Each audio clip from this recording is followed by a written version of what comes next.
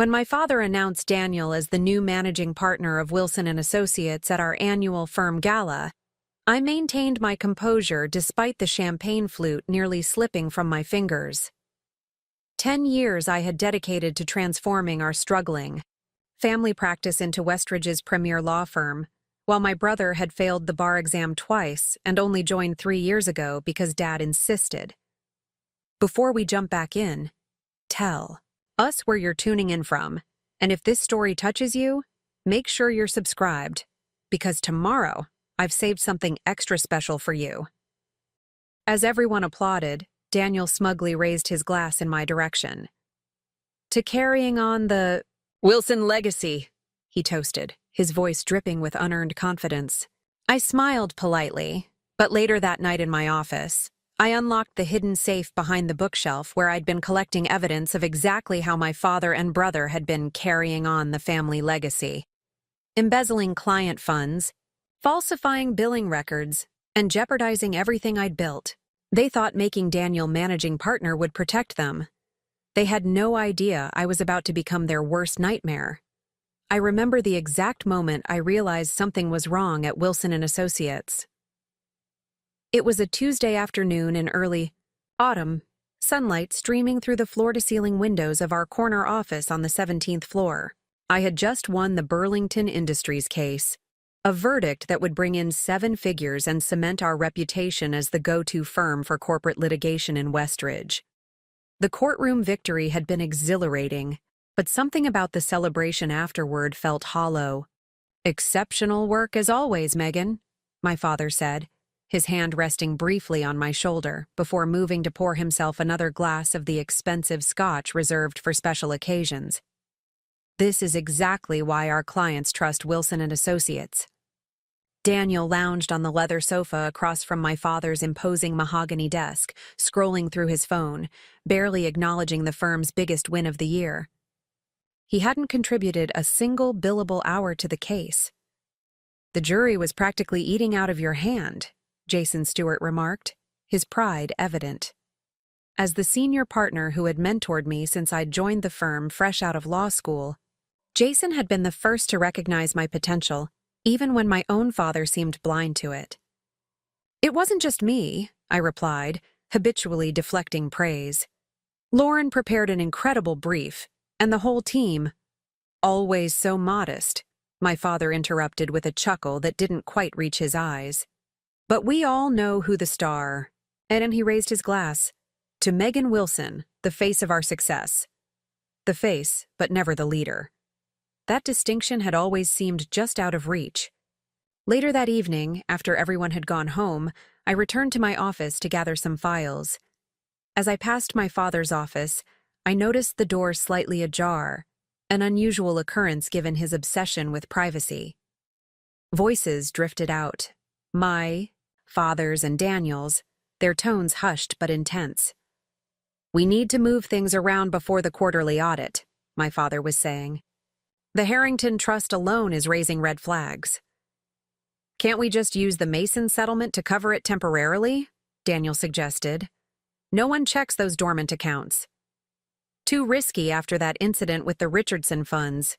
Megan nearly caught that one. I froze, my breath catching. The Richardson case had been one of my first major victories 3 years ago.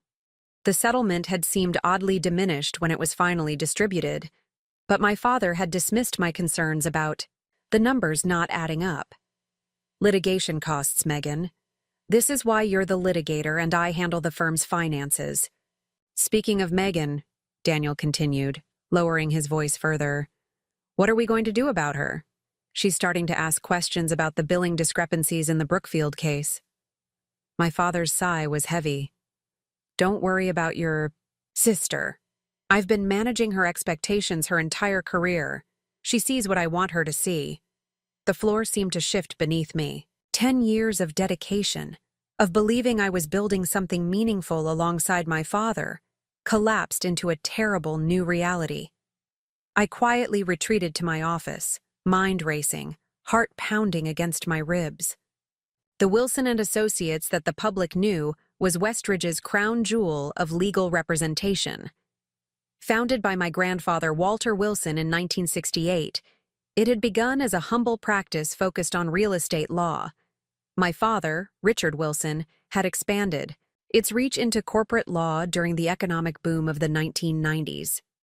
When I joined in 2014 after graduating summa cum laude from Harvard Law and turning down offers from prestigious New York firms, local news outlets had run features on the Wilson dynasty. Megan Wilson returns to her roots to carry on the family tradition, the headlines had proclaimed. I'd believed it then, that I was fulfilling my destiny, honoring my grandfather's legacy by helping my father elevate the firm to national prominence. What no one mentioned in those glowing profiles was how close Wilson and Associates had come to collapse before my return. The recession had hit my father's corporate clients hard, and several questionable investments had depleted the firm's reserves. It was my tireless work, my networking, my legal innovation that had pulled us back from the brink. "You're just like your grandfather," Jason often told me, his eyes crinkling at the corners. He had that same fire, that same integrity. Integrity.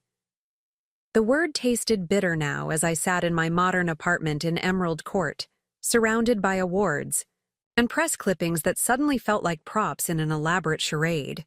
The Burlington Industries celebration had been 3 weeks ago, and since then, I'd been conducting my own quiet investigation into the firm's finances. What I found sickened me. Systematic embezzlement from client trust accounts, padded hours, misappropriated settlement funds. The evidence was carefully hidden but unmistakable once I knew where to look. Most damning was a hidden account in the Cayman Islands with regular deposits coinciding with our major case settlements, accessible only to my father and, more recently, Daniel. I confronted my father on a Sunday morning at the family mansion where I'd grown up. The sprawling Victorian in West Ridge's historic district had always represented stability and tradition to me. Now its manicured perfection seemed like just another facade. He was in his home office, surrounded by dark wood paneling and leather-bound law books that hadn't been opened in years. Technologies change, but the appearance of scholarly wisdom never goes out of style in our profession. "Dad, we need to talk about the firm's finances," I said without preamble. He barely looked up from his laptop. "If this is about your bonus from the Burlington case, the partners' meeting is next week." "It's about the Richardson settlement," I replied, watching his face carefully. "And Brookfield. And at least a dozen other cases where money has disappeared." His fingers stilled on the keyboard. "Disappeared is a strong word, Megan. Embezzled would be more accurate." The silence that followed was deafening. When he finally met my gaze, I didn't recognize the man looking back at me. His eyes were cold, calculating, a stranger wearing my father's face. "You should be careful making accusations you can't substantiate," he said quietly, "especially against family." "I have bank records, Dad, transfer authorizations with your signature, discrepancies in client account statements." He closed his laptop and leaned back in his chair. "Always the thorough one. Your mother would have been proud." The mention of my mother, gone 15 years now to cancer, felt like a deliberate wound. "How long?" I asked, fighting to keep my voice steady. "How long have you been stealing from our clients?" "Managing cash flow," he corrected, as if the terminology could sanitize the crime. "It started during the recession. Temporary measures that became necessary for the firm's survival." "And Daniel? When did he become involved?" A thin smile. "Your brother understands practical realities. The law is one thing, Megan. Business is another. It's illegal," I said flatly, "and it violates everything grandfather built this firm to represent. Your grandfather was an idealist who died leaving barely enough to cover his funeral expenses," my father snapped, his composure cracking. "I built Wilson and Associates into what it is today. Me, not him, and certainly not you with your courtroom theatrics and media interviews." The dismissal stung, but I pressed on. I'm going to the ethics committee. This stops now. He studied me for a long moment, then laughed, a sound entirely devoid of humor. No, you won't. Try me. If Wilson and Associates goes down, your reputation goes with it. Every case you've won, every client you've represented, all tainted. Preparing and narrating this story took us a lot of time, so if you are enjoying it, subscribe to our channel. It means a lot to us. Now back to the story. Your precious career would be over. He stood, straightening his custom-tailored shirt with practiced precision. Besides, who do you think the ethics committee will believe? Me, with 30 years of connections throughout the legal community? Or you, the ambitious daughter who's always been resentful of her brother's place in the firm? Daniel has no place in the firm, I retorted. He failed the bar twice before barely passing. He contributes nothing except a willingness to help you steal. Daniel is a Wilson man, my father said, as if that explained everything. He understands legacy. I left the mansion that day with my world fundamentally altered. The father I'd admired my entire life, whose approval I'd sought through years of academic excellence and professional dedication, had not only betrayed our clients and the law, but saw nothing wrong with it. Worse, he'd brought my less capable brother into the scheme while keeping me in the dark, using my reputation and legal skill as the firm's legitimate face. Over the next month, I weighed my options carefully. Going to the authorities would indeed destroy the firm and potentially my career along with it. My father's connections ran deep. Judges, other attorneys, even the district attorney had been a guest at our family's Thanksgiving table last year. I consulted discreetly with Vanessa Parker, a family friend who had known my mother and worked as a financial forensic investigator.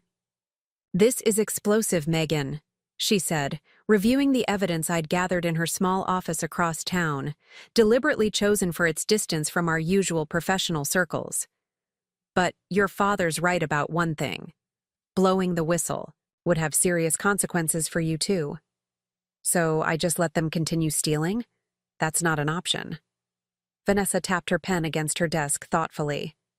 "There might be another way. One that gives you leverage without immediate nuclear fallout." Her plan was elegant in its simplicity. Continue gathering evidence, but focus on creating a documented timeline that separated my work and cases from the financial improprieties. Essentially, build a firewall between my professional reputation and my father's crimes. "You need to be strategic," she advised. "Richard and Daniel won't hesitate to throw you under the bus if they feel cornered." I threw myself into the investigation, with the same intensity I brought to my biggest cases.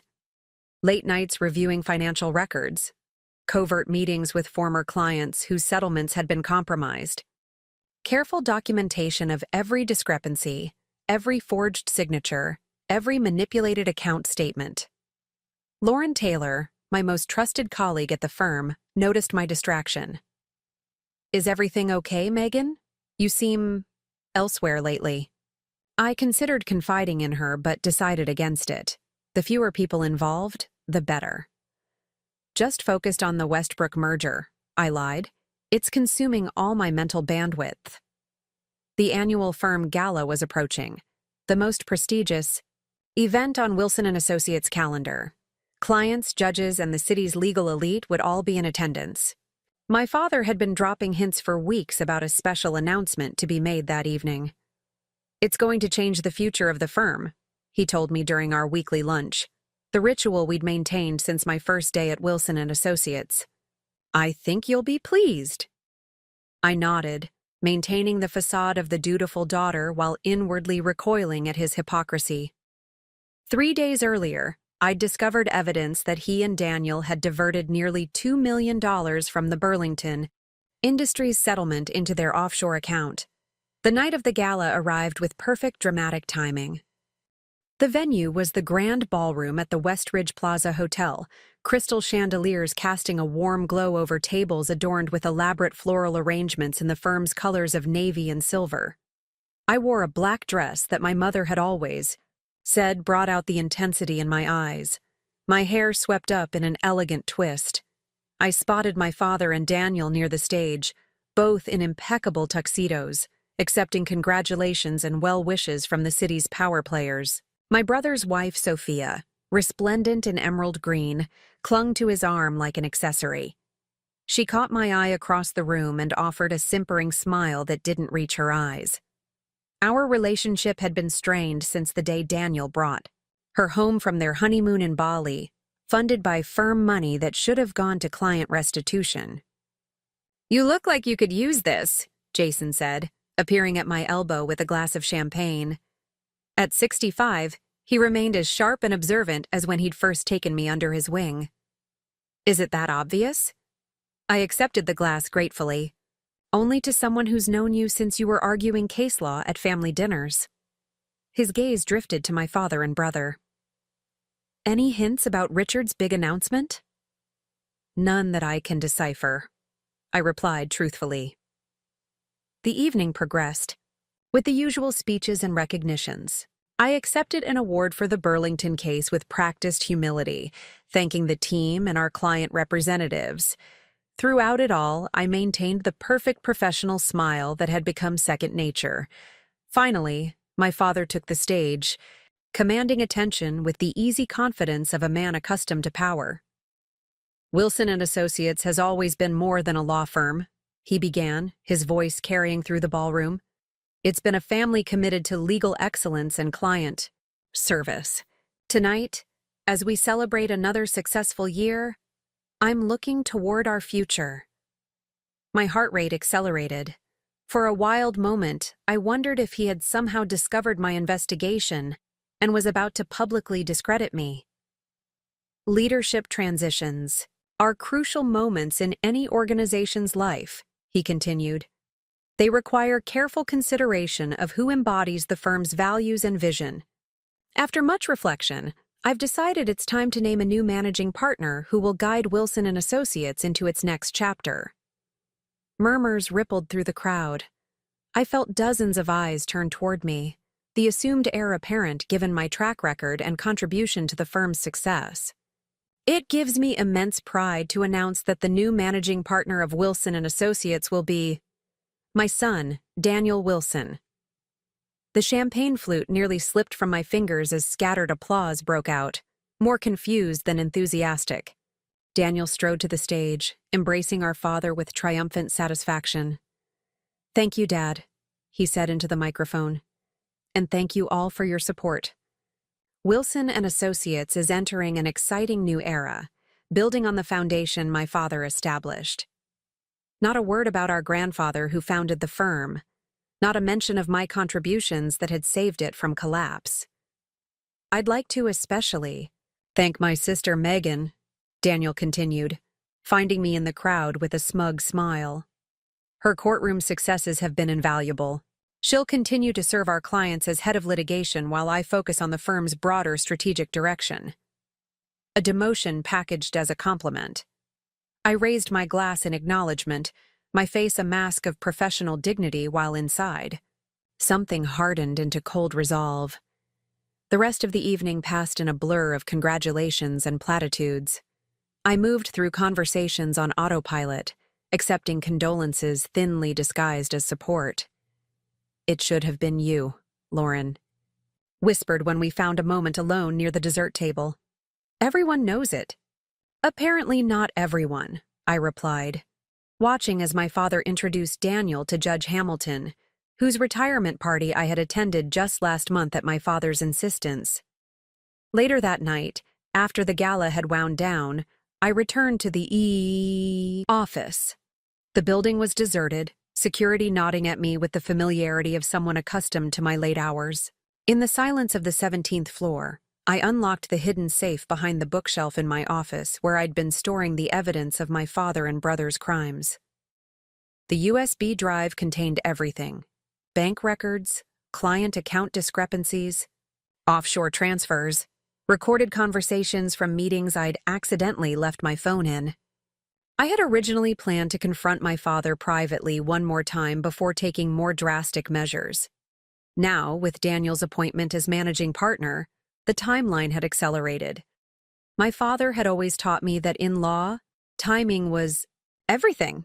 File too early and you might lack crucial evidence. File too late, and the statute of limitations could expire. The moment to act had to be perfect. The following evening, I knew my father and Daniel would be celebrating at the Aspen Room, the upscale restaurant where our family had marked every significant milestone. My mother's last birthday before her diagnosis, my admission to Harvard Law, Daniel's wedding rehearsal dinner. The restaurant held years of memories, all now tainted by the knowledge of my father's true character. I made a reservation for one, timing my arrival for 30 minutes after I knew they would be seated. The maitre d' recognized me immediately. "Miss Wilson, lovely to see you. Your father mentioned you might join them. They're at your usual table." Of course he had, always maintaining appearances. They were sharing the 25-year-old Macallan. Daniel already flushed with the effects of alcohol and elevation to unearned power. My father saw me first, his expression shifting from surprise to wariness to calculated welcome. "Megan," he called, gesturing to the empty chair.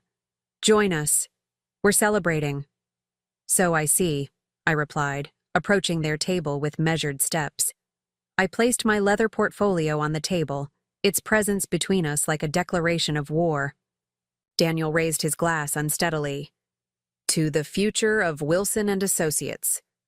"The future?" I echoed, not touching the scotch my father had already poured for me.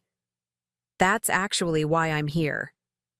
Something in my tone made my father straighten, his eyes narrowing slightly.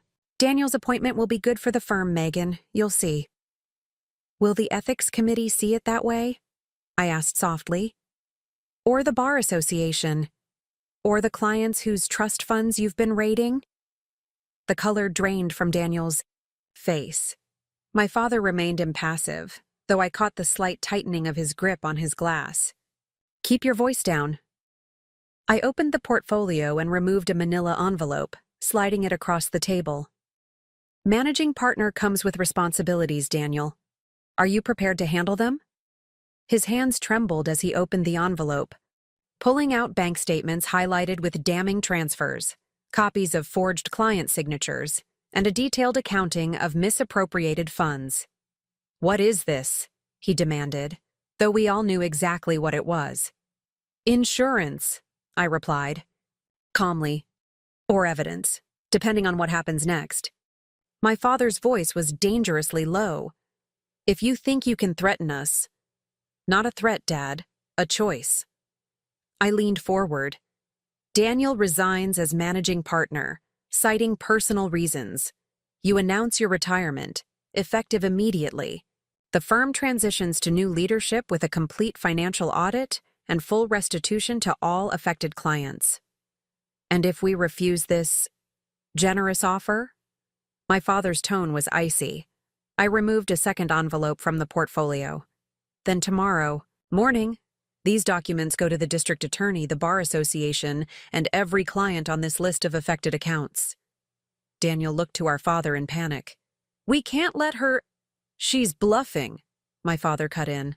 "Megan knows that exposing us would destroy her own career." I met his gaze steadily. "That's where you're wrong. I've been building the case for months, documenting my separation from the financial improprieties. Yes, there would be fallout. But I've already had conversations with Harrington and Blake about joining their practice if necessary." The mention of our main competitor was a calculated blow. My father's expression hardened. "You would betray your family for your own ambition?" The hypocrisy was breathtaking. "This stopped being about family the moment you started stealing from our clients and using my reputation to cover your tracks." Daniel, increasingly desperate, tried a different approach. "What do you want, Megan? A co-managing partnership? We can arrange that." "I want," I said deliberately, "what grandfather built this firm to be, a place of legal integrity. And I want what I've earned through a decade of dedication while you were failing the bar and dating your way through Westridge's social scene." My father studied me with new eyes. perhaps seeing for the first time not his compliant daughter, but a formidable opponent. "And your terms for this transition?" "I become managing partner. All misappropriated funds are returned within 30 days through a structure I've already outlined with Vanessa Parker to avoid raising red flags. You both retain your equity, but have no operational control. Or," I added, "you can take your chances with a jury." The silence that followed was broken only by the ambient sounds of the restaurant. Quiet conversations, the clink of silverware against fine china, the subtle notes of a piano in the background. In that moment of suspended animation, I thought of my mother and what she would make of this confrontation. She had always seen the best in people, including my father. Had she known who he really was?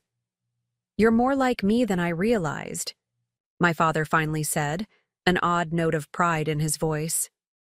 "I'm nothing like you," I replied evenly. "I'm my mother's daughter and my grandfather's heir." In the weeks that followed, Wilson and Associates underwent a transformation that the legal and community of Westridge observed with fascinated speculation. My father announced his retirement to spend more time on personal interests. Daniel stepped back from his briefly held managing partner position, citing family priorities, a convenient excuse following Sophia's suspiciously timed pregnancy announcement. The official press release named me as the new managing partner, emphasizing my track record of successful litigation and vision for the firm's future. A financial restructuring was framed as modernization and preparation for expansion. Behind the scenes, the reality was more complex. Vanessa Parker oversaw the quiet restoration of misappropriated funds, disguised as accounting corrections and investment returns. Clients remained unaware that their trust had ever been violated. The offshore account was closed, its contents used to make the first round of restitution. My father maintained a dignified public persona while privately seething at the reversal of fortune. During our last private conversation in what was now my office, the corner suite with views of the city he had once refused to give up, he made one final attempt to justify his actions. "Everything I did was to secure the firm's future," he insisted. "Your future. Save it for your memoirs," I replied, not looking up from the documents I was reviewing. "We both know it was always about you." He lingered in the doorway. The managing partnership was supposed to be Daniel's legacy. What he lacked in legal brilliance, he made up for in loyalty. I finally met his gaze. Grandfather left us an actual legacy, one of integrity and service. That's what I'm restoring. "Your grandfather was a fool who died in debt," he snapped. "He died with his reputation intact," I countered. "How many people will be able to say the same about you?" 6 months after the confrontation at the Aspen Room, Wilson and Associates hosted a more modest reception to celebrate its new direction. Jason Stewart, now elevated to senior counsel, raised a toast to the firm's commitment to ethical practice and client service. Lauren Taylor, promoted to head of litigation while I focused on managing partner duties, stood proudly at my side. Daniel and my father attended but remained on the periphery, their influence diminished but family appearances maintained. Some things in Westridge society never changed. The importance of presenting a united front despite private fractures. As I circulated among our guests, Gregory Collins, the CEO of our largest corporate client, pulled me aside. "I never said anything," he began awkwardly. "But there were discrepancies in our settlement account 3 years ago. They were corrected before I could raise concerns, but I always wondered. Administrative oversights from that period have been thoroughly addressed," I assured him smoothly. "Wilson and Associates' commitment to transparent client service is stronger than ever." He nodded, satisfied with the non-answer that nevertheless acknowledged his unstated question. "Your grandfather would be proud, Megan. Walter always said the law was about trust above all else." Later that evening, alone in my office, I pulled out my grandfather's pocket watch, the only possession of value he had left behind. My father had kept it in a drawer, dismissing it as sentimental junk compared to his own collection of luxury timepieces. I had reclaimed it during the transition. The worn inscription inside the case caught the light. Justice and integrity endure when all else fails. My grandfather had understood something my father never did. Success built on deception creates a foundation that cannot stand. It had taken discovering my father's betrayal for me to fully appreciate the example my grandfather had set. Not of wealth accumulation or social status, but of building a legacy that could withstand scrutiny and time. Wilson and Associates would continue, not as the Wilson dynasty my father had envisioned, but as the firm my grandfather had intended, one where the law served justice rather than personal gain. The path forward wouldn't be easy. Reputations, in legal circles, are both precious and fragile. But for the first time since discovering my father's deception, I felt I was truly honoring the Wilson name. Not my father's version of it, but something older and truer that had nearly been lost. Something worth fighting for. The days following the gala unfolded in a surreal haze.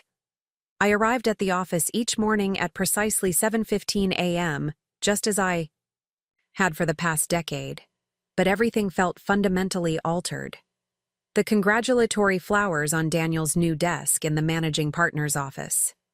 The subtle shift in how staff addressed him. The knowing glances exchanged between my father and brother during meetings. What stung most wasn't the title. I'd never cared much for administrative power, but the blatant dismissal of merit in favor of nepotism. Merit that had literally saved the firm from bankruptcy. It's business as usual, my father assured the BRI partners during our Monday morning meeting, Daniel nodding solemnly beside him like a ventriloquist's dummy. Megan will continue handling our highest profile litigation. Daniel will focus on firm strategy and client relationships. Client relationships. As if Daniel had ever brought in a single significant client. His contributions to Wilson and Associates consisted primarily of attending charity galas on the firm's dime and occasionally sitting in on depositions where he remained conspicuously silent. "Of course," I replied with practiced professionalism when all eyes turned to me. "I'm looking forward to focusing exclusively on our casework." Lauren caught my eye across the conference table, her expression a mix of sympathy and indignation. As we filed out of the meeting, she fell into step beside me. "This is absolute bullshit," she muttered once we were safely in my office with the door closed. Lauren had been my right hand for 7 years, brilliantly managing our litigation team while I took the lead in the courtroom. Her loyalty was unwavering. "Everyone knows Daniel can barely find the courthouse without GPS. It's a family business," I replied, the words tasting bitter. "Emphasis on family, apparently." "Your family," she reminded me. "You're as much a Wilson as they are." Not in my father's eyes, it seemed. I'd spent years attributing his preference for Daniel to old-fashioned gender bias, a relic from his own father's era when law was still predominantly a man's profession. But the truth was more fundamental. Daniel was malleable, compliant, willing to look the other way, or actively participate when ethical lines were crossed. I, on the other hand, had always been my mother's daughter. Elizabeth Wilson had been the moral compass of our family, a former prosecutor who left her career to raise us, but never abandoned her principles. "The law isn't just a profession," she would tell me. "It's a covenant of trust." She had died believing her husband shared that view. The intercom on my desk buzzed. "Ms. Wilson, Mr. Reynolds is here to see you." Andrew Reynolds. The name alone was enough to trigger a complex cascade of emotions. We'd started at Wilson and Associates in the same year, both bright young attorneys with promising futures. Our relationship had evolved from collegial to something more intimate, until he'd abruptly left the firm 3 years ago for a position at Harrington and Blake, our most significant competitor. The professional betrayal had been complicated by the personal one. "Send him in," I instructed, straightening papers on my desk to hide my surprise. Andrew hadn't set foot in these offices since his departure. He entered with the same confident stride I remembered, impeccably dressed in a charcoal suit that complemented his athletic frame. At 36, Andrew looked even more polished than when we'd been together. Success agreed with him. "Megan," he said, his voice warmer than I'd expected. "Thank you for seeing me without an appointment." "Professional courtesy," I replied, with deliberate neutrality. "What can Wilson and Associates do for Harrington and Blake today?" He smiled, recognizing the deflection. "Actually, this isn't about either firm. May I?" He gestured to the chair across from my desk. I nodded, curiosity overcoming my initial wariness. "I wanted to congratulate you in person," he said once seated. "The Burlington Industries verdict was exceptional work." "Thank you," I replied, genuinely surprised by the gesture. "It was a complicated case." "I followed the trial coverage. Your cross-examination of their expert witness was masterful." I allowed myself a small smile. The expert in question, a renowned economist who'd testified in dozens of similar cases, had walked into my carefully constructed trap, contradicting his own prior testimony and ultimately undermining the defense's entire position. "Was that the only reason for your visit, to compliment opposing counsel?" Andrew leaned forward slightly, his expression growing more serious. "I also wanted to say that I was surprised to hear about the managing partner announcement. Everyone in the legal community expected it would be you." The sincere disappointment in his voice caught me off guard. After all this time, he still knew exactly how to disarm me. "Family dynasties have their own succession plans," I replied, aiming for diplomatic but landing closer to resigned. "That's not the Richard Wilson I knew," Andrew said, studying me carefully. "He always seemed meritocracy-driven, especially with his own children. He was harder on you than anyone." If only Andrew knew how right he was, and how wrong. My father's exacting standards had been a performance, establishing plausible deniability while he operated in ethical gray areas. Behind the scenes. "People change," I said simply. Andrew nodded slowly. "They do." Which brings me to the actual reason for my visit. He reached into his suit jacket and removed a business card, placing it carefully on my desk. "I've been authorized to have a conversation with you about your future." I glanced at the card, Andrew Reynolds, senior partner, Harrington and Blake, then back at him, one eyebrow raised. "Are you attempting to poach me, Andrew?" "I prefer to think of it as recognizing an opportunity for mutual benefit," he replied with the hint of a smile. "Harrington and Blake is expanding our corporate litigation division. We need someone with your expertise and track record." The audacity was breathtaking. "You're asking me to leave my family's firm? The practice my grandfather founded?" "I'm offering you the recognition your family just denied you," he countered. "Senior partner status, your own team, compensation that I guarantee exceeds your current arrangement." I leaned back in my chair, studying him with new interest. "And what does Marcus Bennett think of this recruitment effort?" Bennett was the managing partner at Harrington and Blake, known for his ruthless approach to business and his long-standing rivalry with my father. "It was his idea," Andrew admitted, "but I volunteered for the assignment."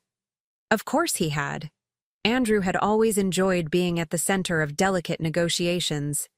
3 years ago, when he'd announced his departure from Wilson and Associates, he'd framed it as an opportunity too good to refuse. Only later did I learn he'd been actively courted for months before making his decision, all while we were still involved personally. "This feels a bit like déjà vu," I observed coolly. "You, leaving for greener pastures. Only this time you're extending an invitation." He had the grace to look momentarily discomfited. "Fair point. My departure wasn't handled well on a personal level. I've regretted that." "But not professionally?" "Professionally, it was the right move." His candor was refreshing at least. "And it could be for you too, Megan, especially now." I tapped my fingers against the arm of my chair, considering him and his offer. 3 days ago, I might have dismissed the suggestion outright. My loyalty to Wilson and Associates had been absolute, despite my growing awareness of my father's preference for Daniel. But that was before I'd overheard their conversation about financial improprieties.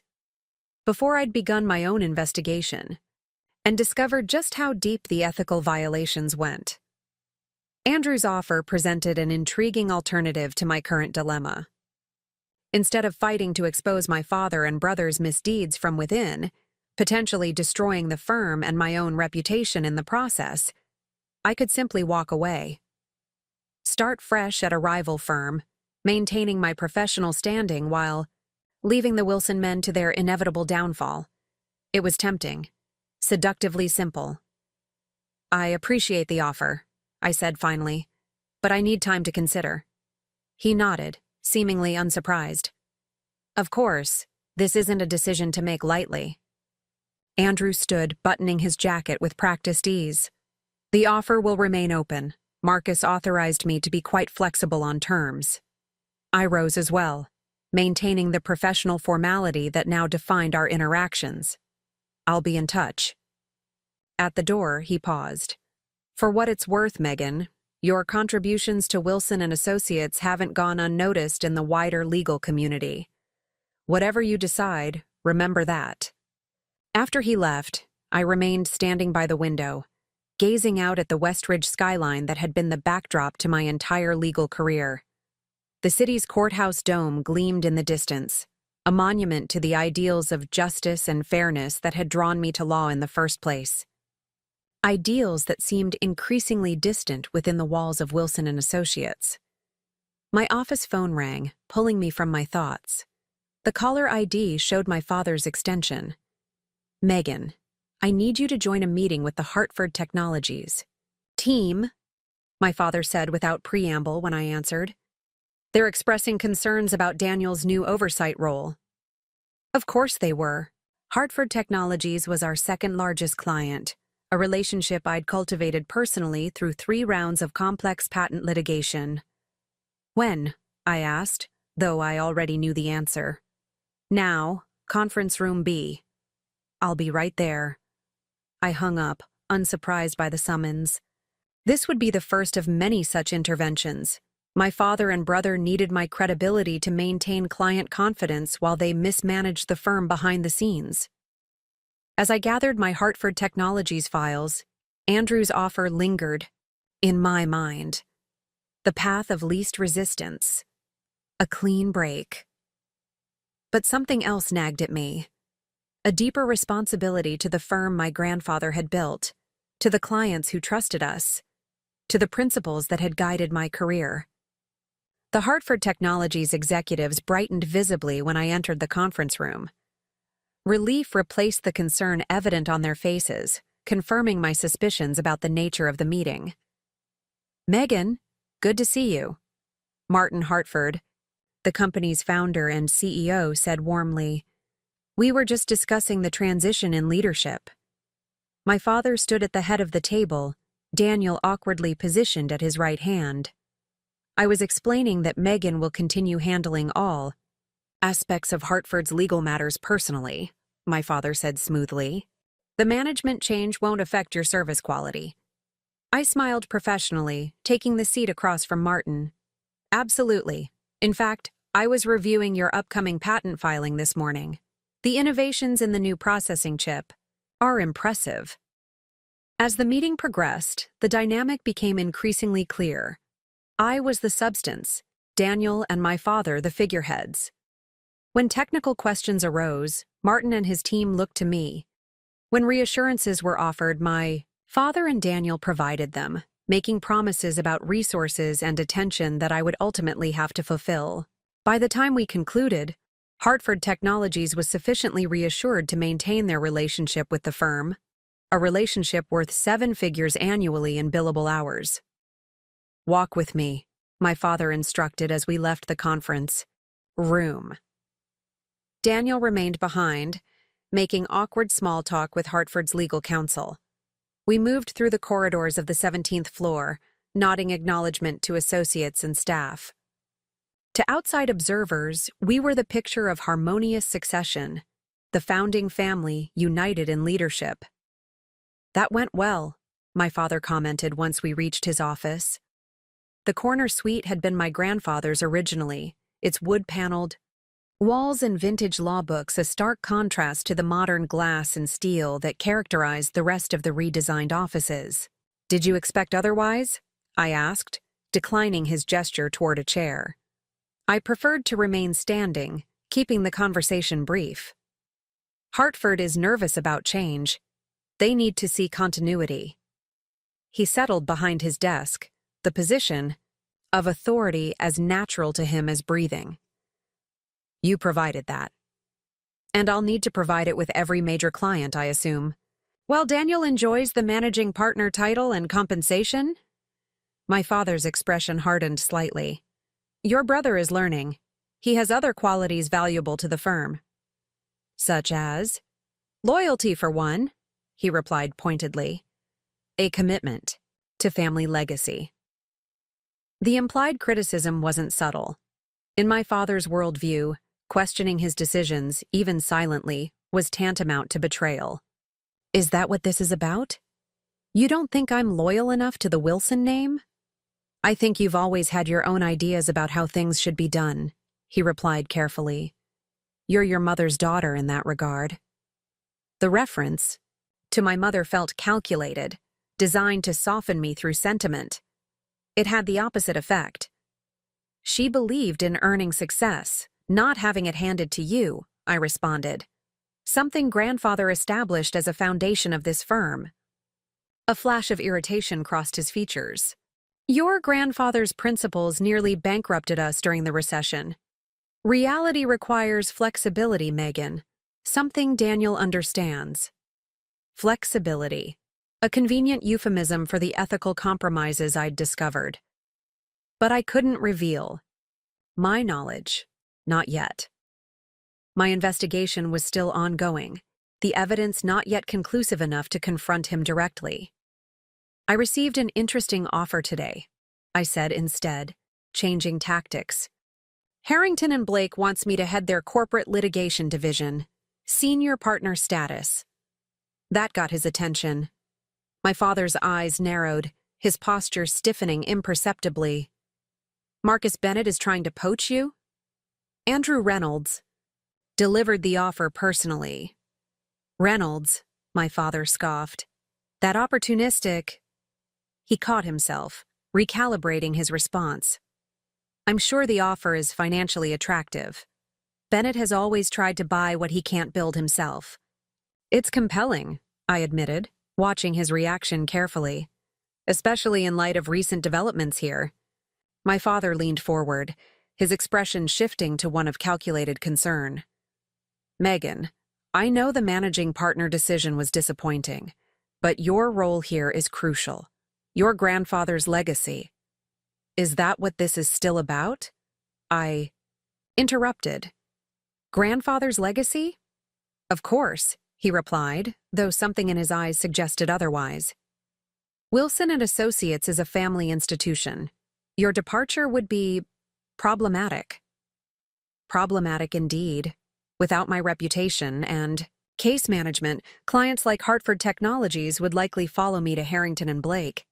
The firm's precarious financial position, the true extent of which I was still uncovering, would become untenable. "I haven't made a decision," I said, moving toward the door, "but I'm considering my options." "Don't make a hasty choice based on wounded pride," my father cautioned, his tone carrying a hint of warning beneath the paternal concern. "Family is forever, Megan. Career moves have consequences." The implicit threat wasn't lost on me. If I left for a competitor, the gloves would come off.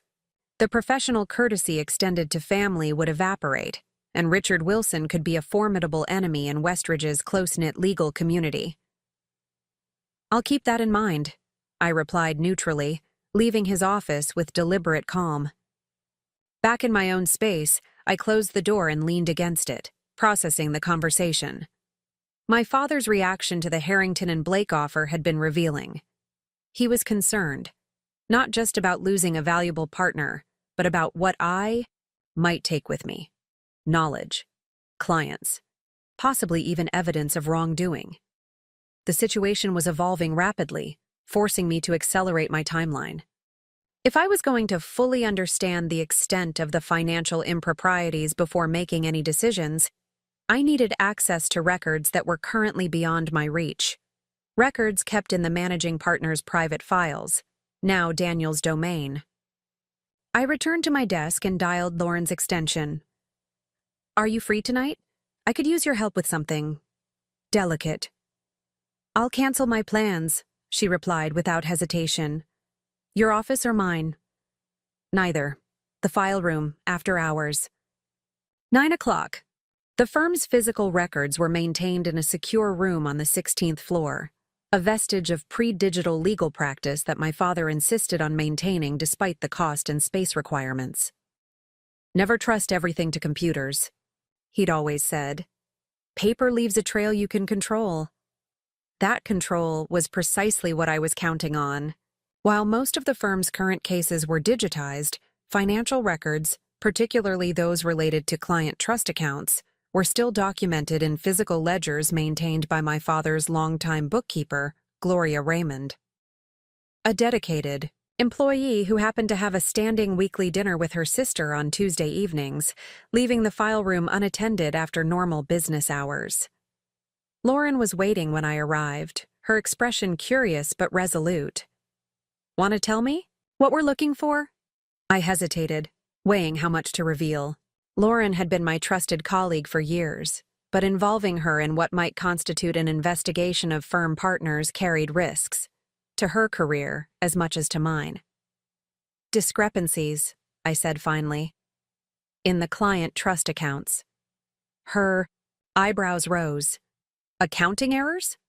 Let's call them irregularities for now." Understanding dawned in her eyes. "Serious irregularities?" I nodded, appreciating her quick comprehension. "Potentially, but I need proof before I can determine next steps." "And this relates to the management change?" Her perception had always been one of her greatest assets. "It might," I acknowledged. "Are you comfortable with this?" "I'd understand if you preferred to maintain deniability." Lauren straightened, her expression resolute. "I'm your deputy, Megan. Where you go, I go." The loyalty brought a lump to my throat. In a professional world built on strategic alliances and calculated risks, genuine loyalty was rare and precious. "Then let's get started," I said, using my security pass to access the file room. "We're looking for the Burlington Industries settlement records, specifically fund disbursements." We worked methodically through file cabinets, cross-referencing ledger entries with bank statements and settlement documentation. The Burlington case had resulted in a $12.7 million settlement, funds that should have been distributed according to a specific protocol: attorney fees to the firm, structured payments to the client, established reserves for potential appeals. "Here's something," Lauren said after nearly an hour of searching. "The initial deposit record shows the full settlement amount entering the trust account, but the subsequent disbursement to Burlington is short by almost $2 million. My heart sank. It was worse than I'd suspected. "Are there any supplemental disbursements? Sometimes larger settlements are distributed in phases for tax purposes." Lauren flipped through additional pages, shaking her head. "Nothing documented here. According to this, Burlington received $2.1 million less than the settlement specified, but signed off on the distribution as if it were correct. Who signed the client acknowledgement?" "Gregory Simmons, their CFO." I frowned. "That doesn't make sense. Simmons is meticulous. He would have noticed a discrepancy that large." We dug deeper, reviewing the signature pages more carefully. The authorization appeared to bear Simmons's signature, but something about it nagged at me. I pulled out my phone, searching through emails until I found an earlier communication from Simmons with his signature on a contract amendment. "Look at these side by side," I instructed Lauren, placing the phone next to the distribution document. Notice anything? She studied both signatures carefully. They're similar, but the pressure points are different. And the terminal stroke? On the S curves upward in the email, but downward on this form. Exactly. The implications were staggering. Not just embezzlement from client funds, but forgery of client signatures to conceal the theft. We need to check other major settlements: Richardson, Brookfield, Westmore Industries. The pattern repeated with disturbing consistency.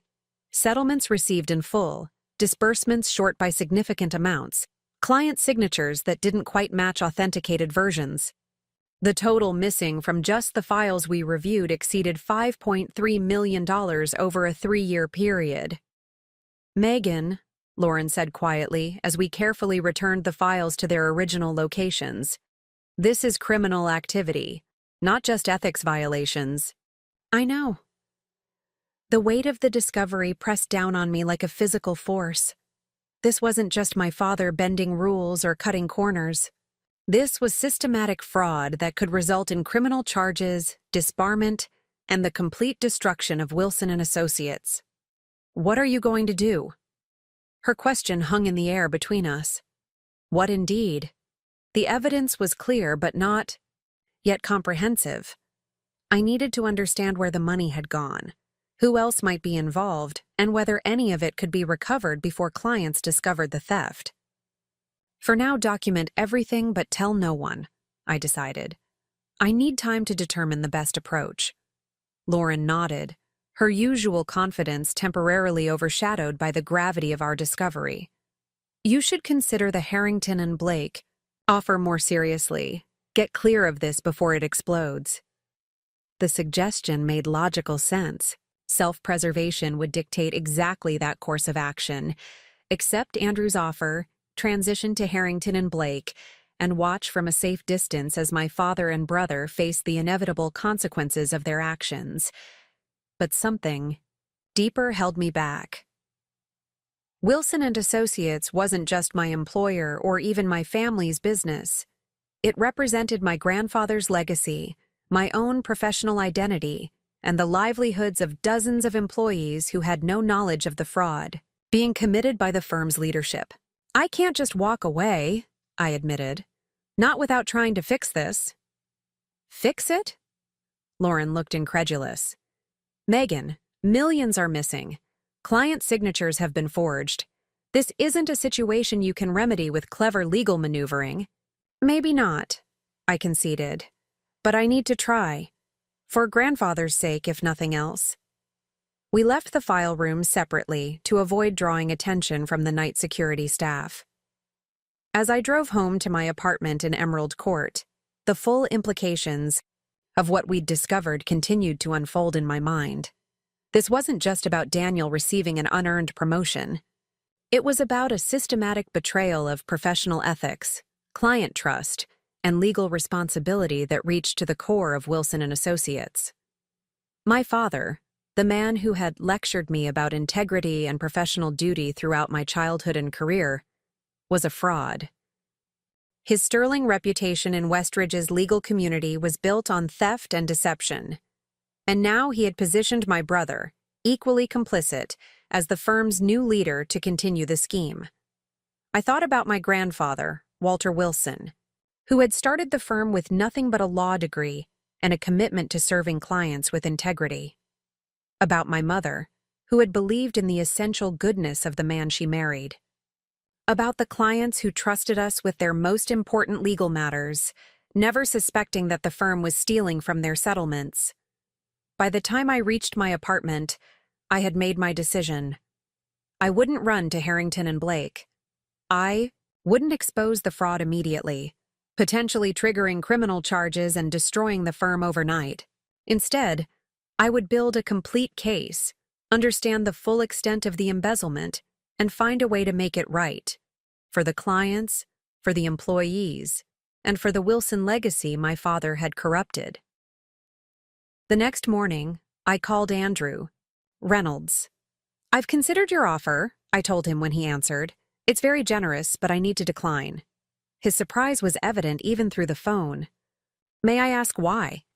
If it's compensation, we have flexibility. It's not about the money, I assured him. I have obligations here that I need to fulfill before I can consider a move. I understand loyalty, Megan, but your father just passed you over for a promotion you clearly deserved.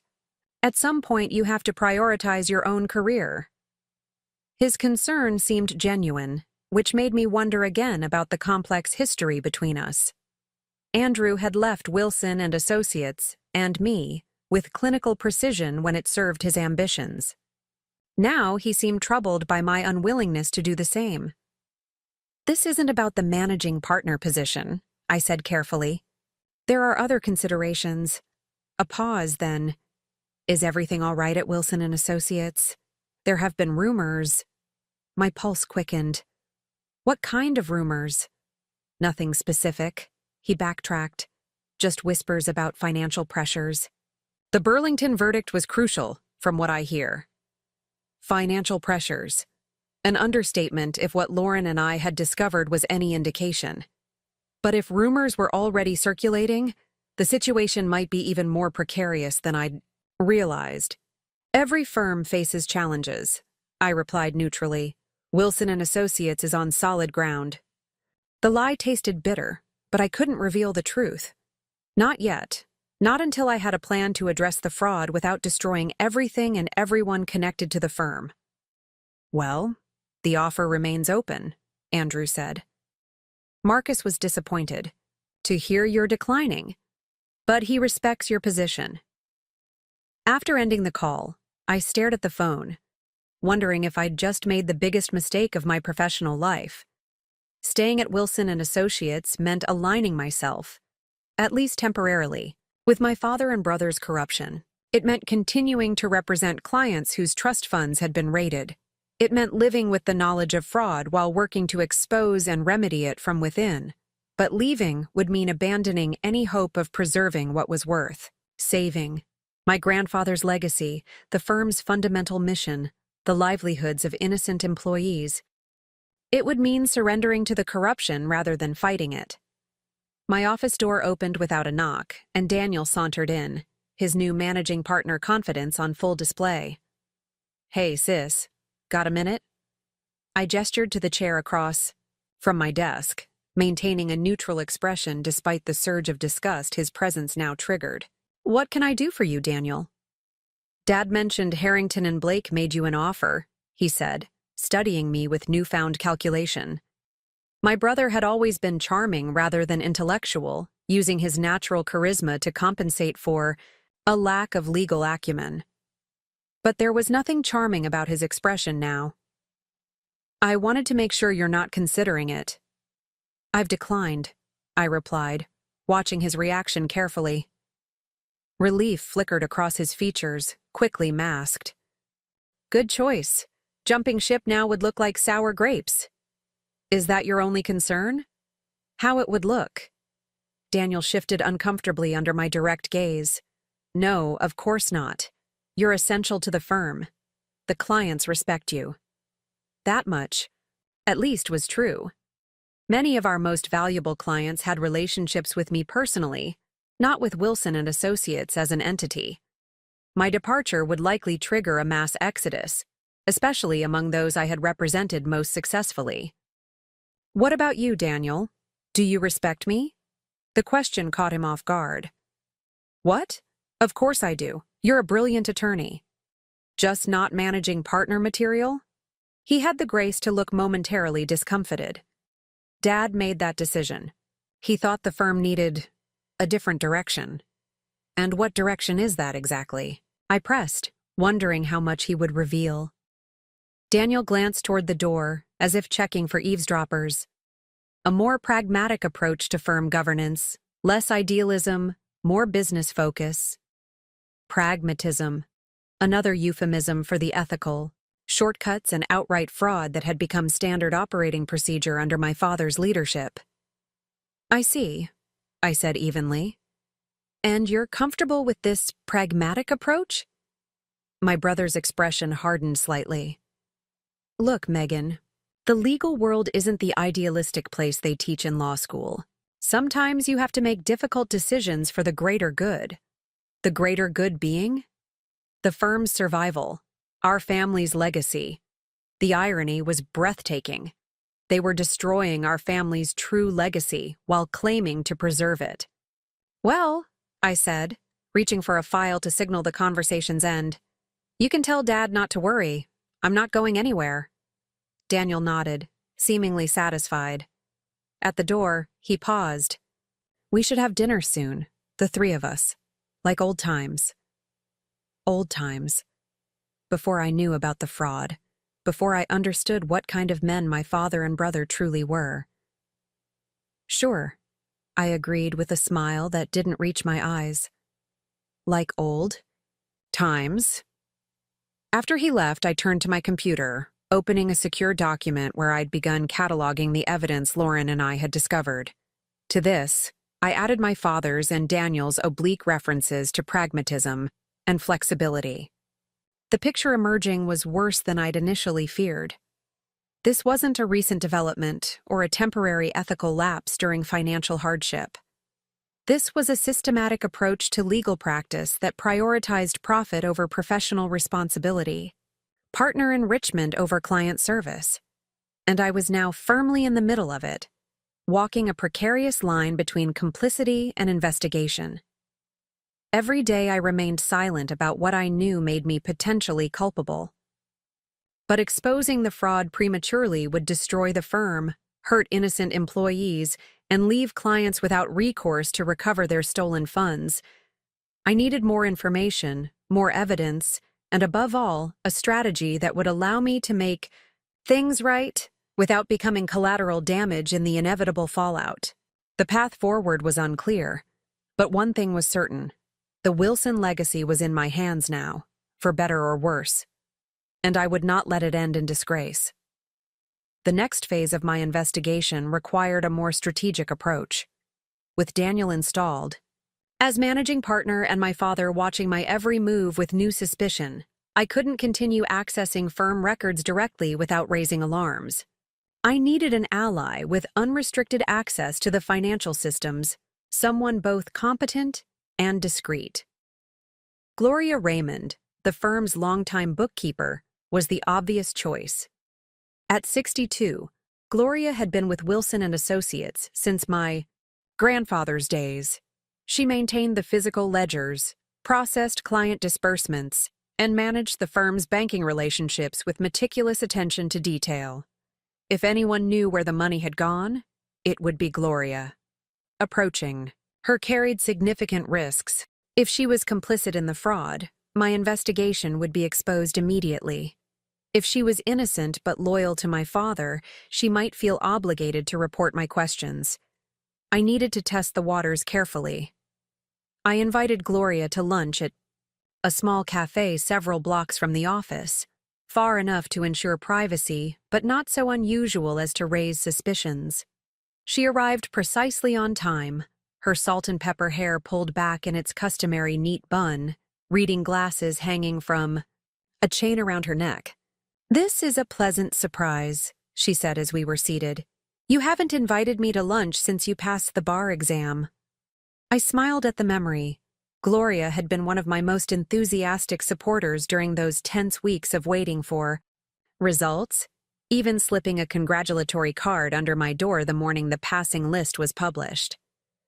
"I've been meaning to catch up," I replied, scanning the menu to avoid her perceptive gaze. "Things have been hectic lately. The Burlington case, and now this transition with Daniel."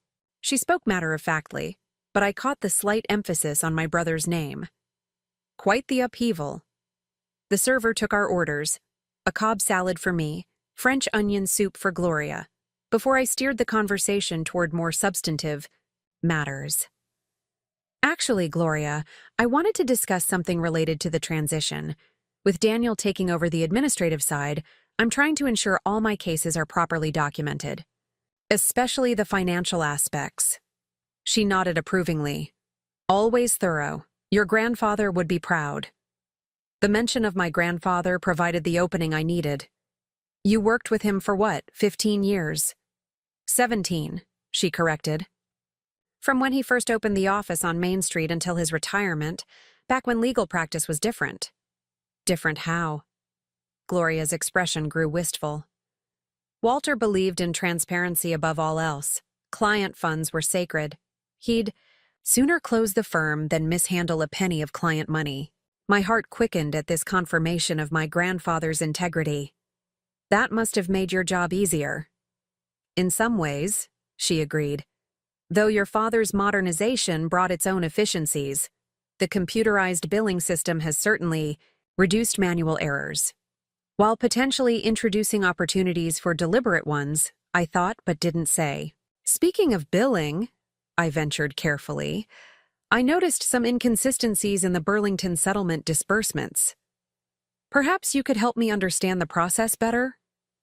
Gloria's fork paused halfway to her mouth, her expression shifting, subtly. What kind of inconsistencies? I kept my tone casual, though my pulse was racing. Just some discrepancies between the expected distribution amounts and what appears in the client receipt documentation. Probably just a filing error. She placed her fork down deliberately, her eyes meeting mine with surprising intensity. Ms. Wilson, Megan, if there are discrepancies in client disbursements, that's not a filing error. That's a serious matter. The stark statement hung between us. I had my answer. Gloria was not complicit. Her concern was too genuine. Her reaction, too immediate for someone involved in the scheme. I thought so too, I admitted, lowering my voice. But when I mentioned it to my father, he dismissed it as routine adjustments. Gloria's lips pressed into a thin line. There's nothing routine about adjusting client disbursements without proper documentation and authorization. I leaned forward slightly. Gloria, how much access do you have to the trust account records? She hesitated, clearly weighing her response carefully. I process the deposits and record the disbursements, but final authorizations come from the managing partner. Your father has always insisted on that control point. And now, Daniel. Gloria's expression spoke volumes. Yes, though I've noticed irregularities in the authorization patterns over the past few years. What kind of irregularities? She glanced around the cafe before answering, though no one was seated near us. Transfers to accounts I'm not familiar with. Settlement distributions that don't match the documented agreements. Client signatures that look questionable. My suspicions confirmed, I made a decision to trust Gloria completely. I've been looking into these discrepancies.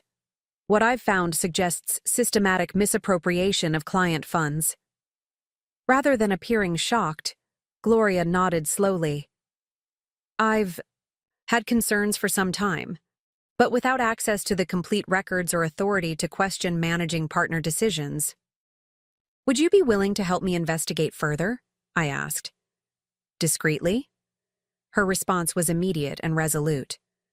Walter Wilson gave me my start when no accounting firm in Westridge would hire a woman. I owe him my career. If someone is undermining his legacy, I want to know. We spent the remainder of lunch developing a plan. Gloria would compile records of all major settlement disbursements over the past 5 years, focusing on discrepancies between authorized amounts and actual client payments. I would document the potentially forged client signatures and track the mysterious transfers to identify where the misappropriated funds had gone. Be careful, Gloria cautioned as we prepared to leave. Richard Wilson doesn't respond well to challenges. I know, I replied, thinking of my father's reaction to the Harrington and Blake offer. But this isn't just about the managing partner position anymore. This is about fundamental integrity. Gloria's approving nod confirmed I had found a crucial ally, someone who remembered what Wilson and Associates was supposed to stand for. Back at the office, I maintained the appearance of focusing entirely on my caseload. If my father and brother suspected I was investigating them, they showed no sign of it. In fact, Daniel seemed increasingly comfortable in his new role, issuing procedural memos and calling unnecessary meetings to assert his authority. "We need to streamline our billing practices," he announced during one such meeting, his manner pompous. "Maximize efficiency and profitability." I caught Lauren's eye across the conference table, noting her carefully neutral expression. She alone knew what I'd discovered and understood the subtext of Daniel's corporate jargon, finding new ways to extract value from client relationships. "Any thoughts, Megan?" My father directed the question at me with calculated casualness. A test, perhaps, to gauge my acceptance of the new regime.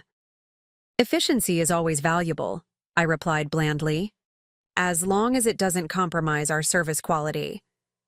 Daniel nodded enthusiastically, missing the implied critique. "Exactly. Quality remains paramount." My father's gaze lingered on me a moment longer, searching for signs of resistance or suspicion. I maintained an expression of professional interest, though inwardly I was cataloging every statement for future reference. Each meeting, each memo, each policy change could potentially provide evidence of their intent to continue and even expand the fraudulent practices.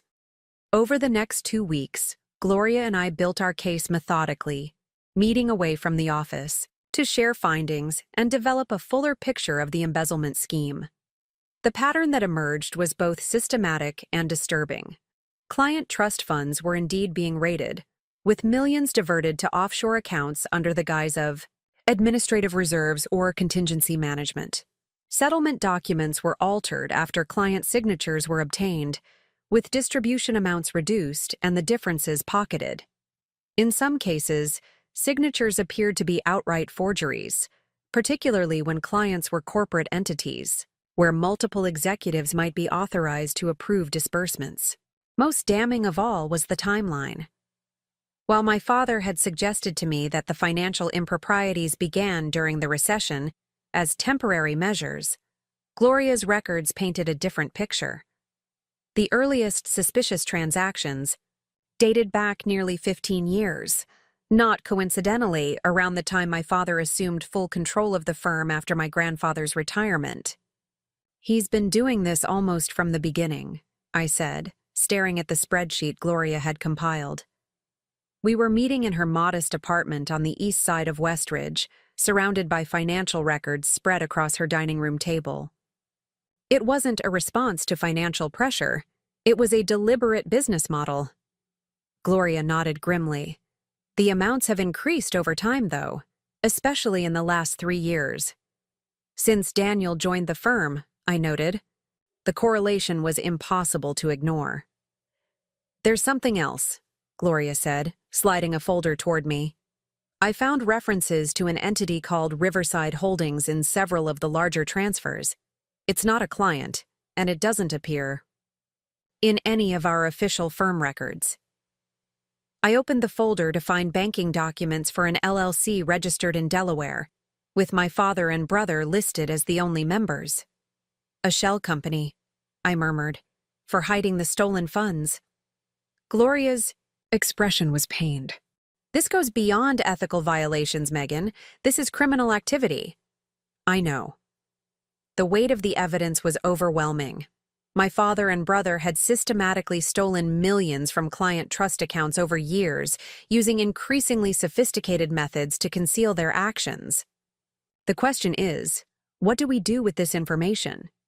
"The ethical obligation is clear," Gloria said. "Report it to the Bar Association and the authorities." She was right, of course. The rules of professional conduct left no room for ambiguity in such situations. As attorneys who had discovered evidence of fraud, we were obligated to report it. "If we report this now, the firm collapses overnight," I said, thinking aloud. "Everyone loses their jobs, not just my father and Daniel, but all the associates, paralegals, support staff. Clients are left without representation mid-case, and the chances of recovering the stolen funds diminish significantly once they're tipped off." Gloria studied me with concern. "You're not considering covering this up?" "Never," I assured her.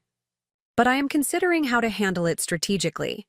If we can secure control of the firm first, we might be able to manage the disclosure in a way that protects innocent parties and maximizes the chance of making clients whole. That's a dangerous game, Gloria warned. If it appears you knew and didn't immediately report. I know the risks, I acknowledged. But I also know my responsibilities. To the firm my grandfather built, to our employees, and most importantly, to the clients whose trust has been violated. We spent the next hour outlining a plan. I would need to secure managing partner authority before making any disclosures. That meant confronting my father and brother with the evidence and forcing a transition of power.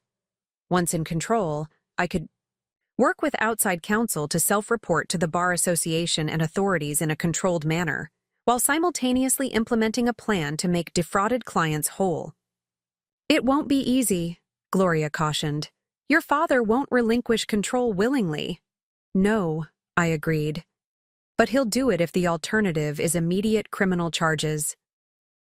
As I drove home that evening, the weight of what lay ahead pressed down on me.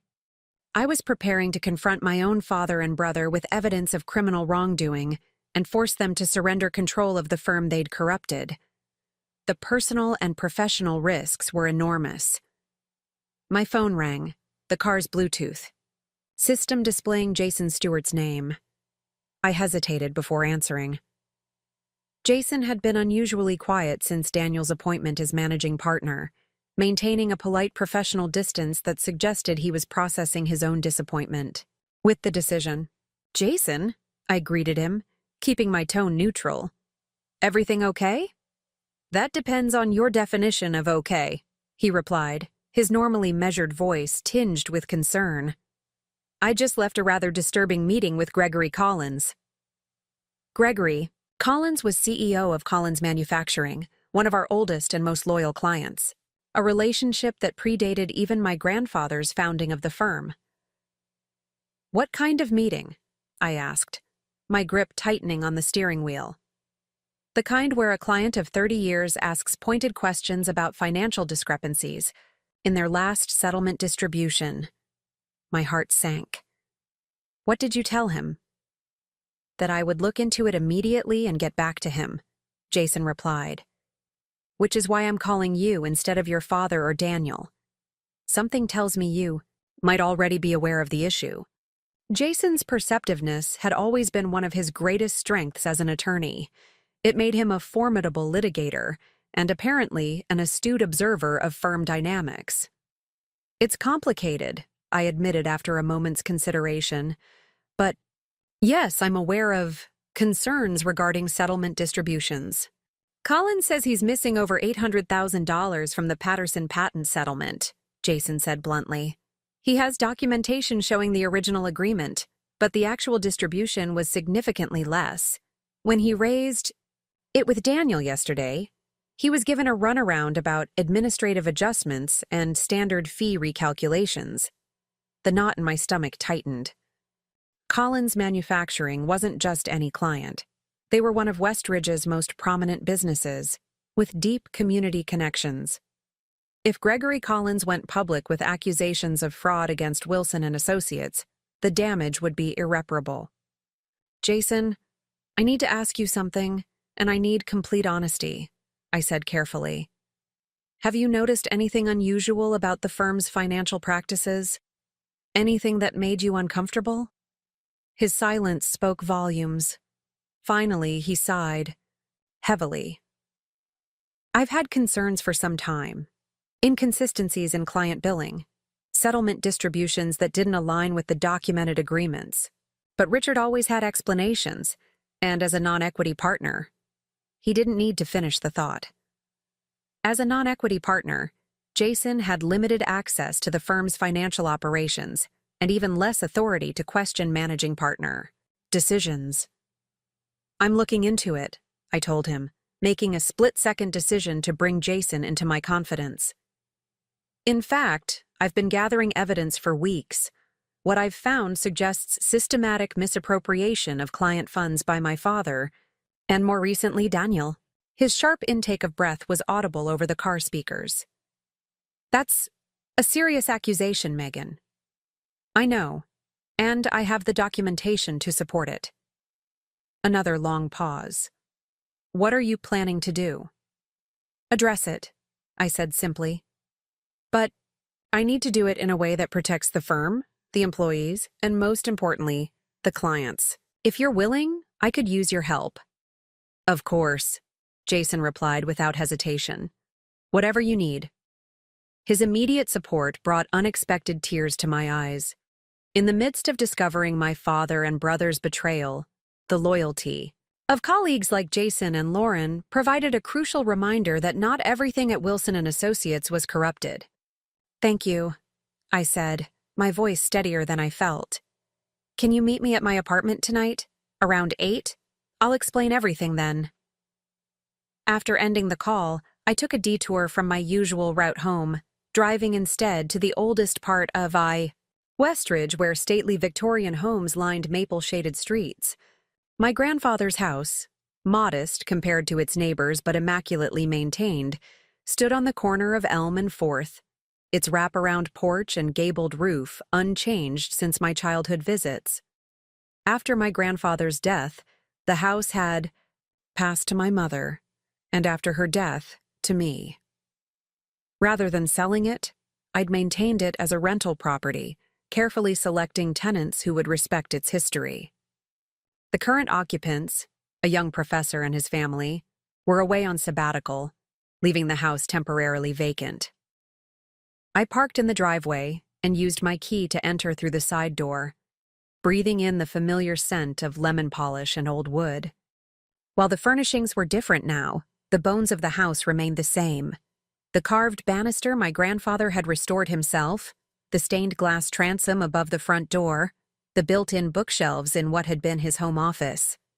I made my way to that office, now converted to a guest bedroom but still retaining the original mahogany paneling and window seat. Kneeling beside the window, I ran my fingers along the edge of the paneling until I found the nearly invisible seam. Pressing gently, I felt the hidden compartment release, a secret my grandfather had shown me during one of our last visits before his death. Every lawyer needs a secure place for sensitive documents, he'd told me, demonstrating how to access the hidden space built into the wall, especially when those documents might be controversial. Inside the compartment, I found what I was looking for, a small fireproof box with a combination lock. The combination, my mother's birthday, opened it easily, revealing a collection of documents my grandfather had preserved. Most were family papers, birth certificates, his original law license, my parents' marriage certificate. But beneath these personal items lay a sealed envelope with my name written in my grandfather's distinctive handwriting. I had discovered the envelope years ago but had never opened it, respecting the notation beneath my name. To be opened only when necessary. Something about the gravity of my current situation suggested that moment had arrived. Breaking the seal, I removed several typed pages and a handwritten letter addressed to me. Megan, if you're reading this, you've encountered a situation at Wilson & Associates that has forced you to question its fundamental integrity. I created this secure space and left these documents hoping they would never be needed, but preparing for the possibility that they might. Your father and I disagreed fundamentally about the practice of law. While he is a skilled attorney, his vision for the firm prioritizes profit over principle in ways I could never accept. During my final years as founding partner, I became aware of concerning patterns in his handling of client funds.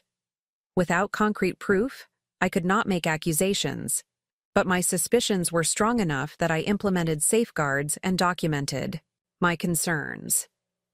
The enclosed documents detail financial irregularities I observed, along with correspondence between myself and the Bar Association regarding appropriate client fund management.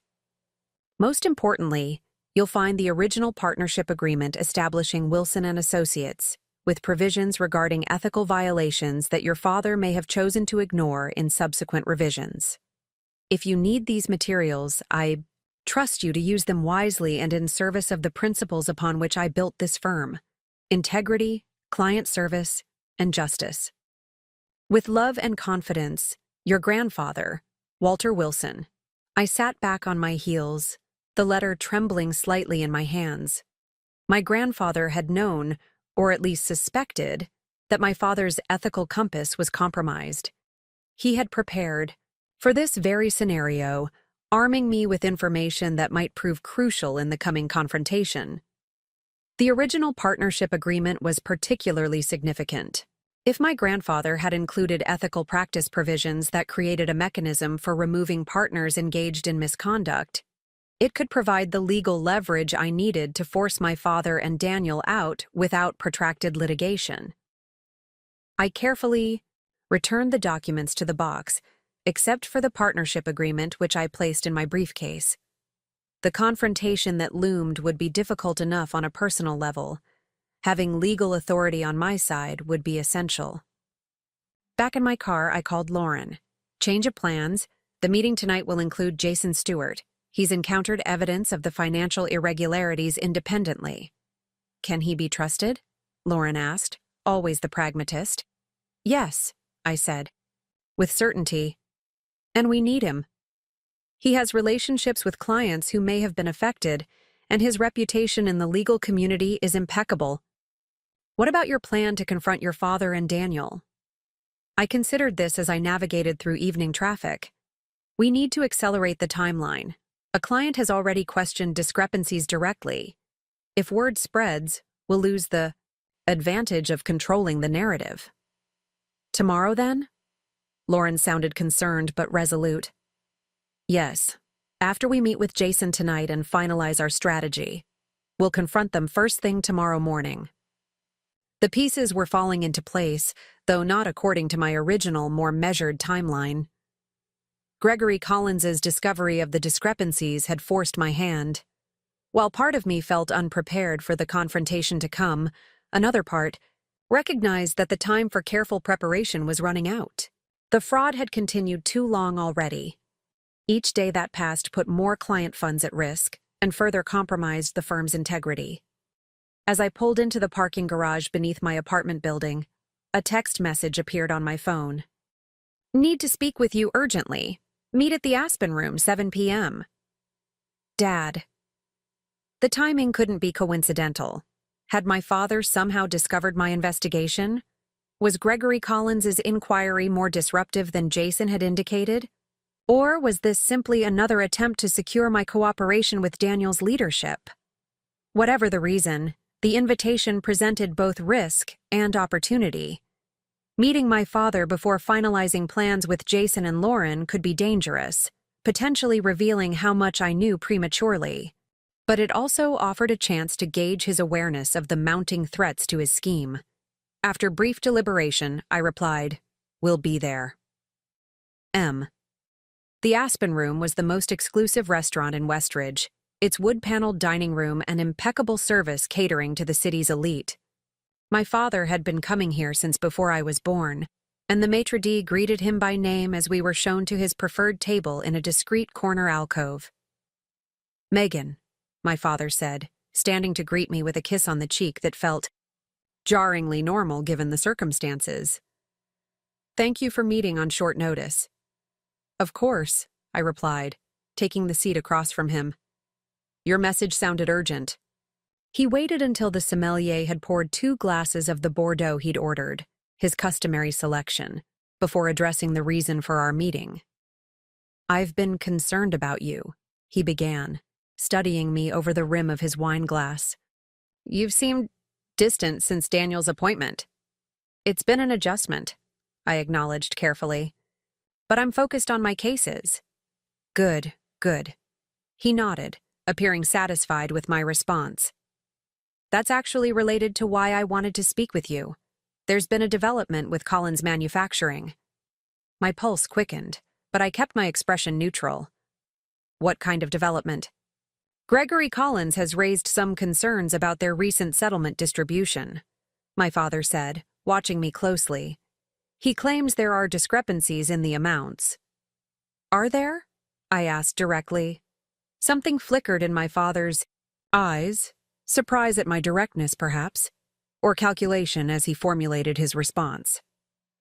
"There are," differences between the preliminary settlement figures and the final disbursement, standard adjustments for expenses and contingencies. $800,000 worth of adjustments? I pressed, deciding to reveal that I knew the specific amount. That seems excessive for standard procedures. My father's hand tightened almost imperceptibly around his wine glass. You've spoken with Collins? No, I replied truthfully. But I've reviewed the settlement documentation. The discrepancy is clear. A long moment of silence stretched between us as my father reassessed the situation and his approach. When he spoke again, his tone had shifted subtly from paternal concern to cautious negotiation. Collins Manufacturing has been a valuable client for decades, he said carefully. We certainly want to address any concerns they might have about their representation. By returning the missing funds? I suggested. My father's expression hardened.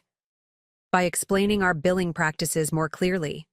Sometimes clients don't fully understand the complexities of large settlement management. I think Gregory Collins understands financial management quite well, I countered. His company has annual revenues exceeding $200 million. Nevertheless, my father continued smoothly, I'd like you to meet with him. You handled the case brilliantly, and he respects you. A simple explanation from you would resolve this misunderstanding. Now we had reached the true purpose of this dinner.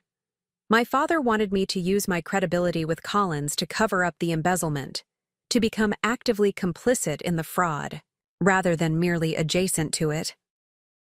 What exactly would you like me to explain to him? I asked, my tone deliberately neutral. The legitimate administrative costs, the contingency reserves for potential appeals, the standard partner distribution calculations. My father waved his hand dismissively. The details that justify the final disbursement amount. Even though those details were never disclosed in the settlement agreement he signed, I pressed. Even though they contradict the distribution schedule we provided. My father's eyes narrowed slightly. You seem unusually concerned about routine financial management, Megan. I'm concerned about client trust, I replied evenly, and about ethical practice. A tense silence fell between us. My father broke it with a calculated shift in approach. Your grandfather was also concerned with ethics, he said, his tone almost nostalgic. To a fault, really. Do you know why Wilson & Associates was struggling when I took over? Why we were barely solvent despite 50 years of practice?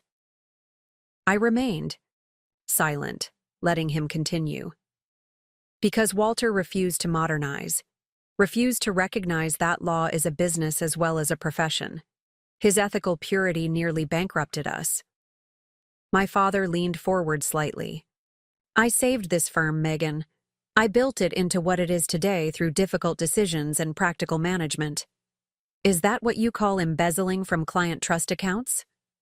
The words left my mouth before I could reconsider, the accumulated evidence and anger finally breaking through my careful facade. Practical management? My father's expression froze, then darkened.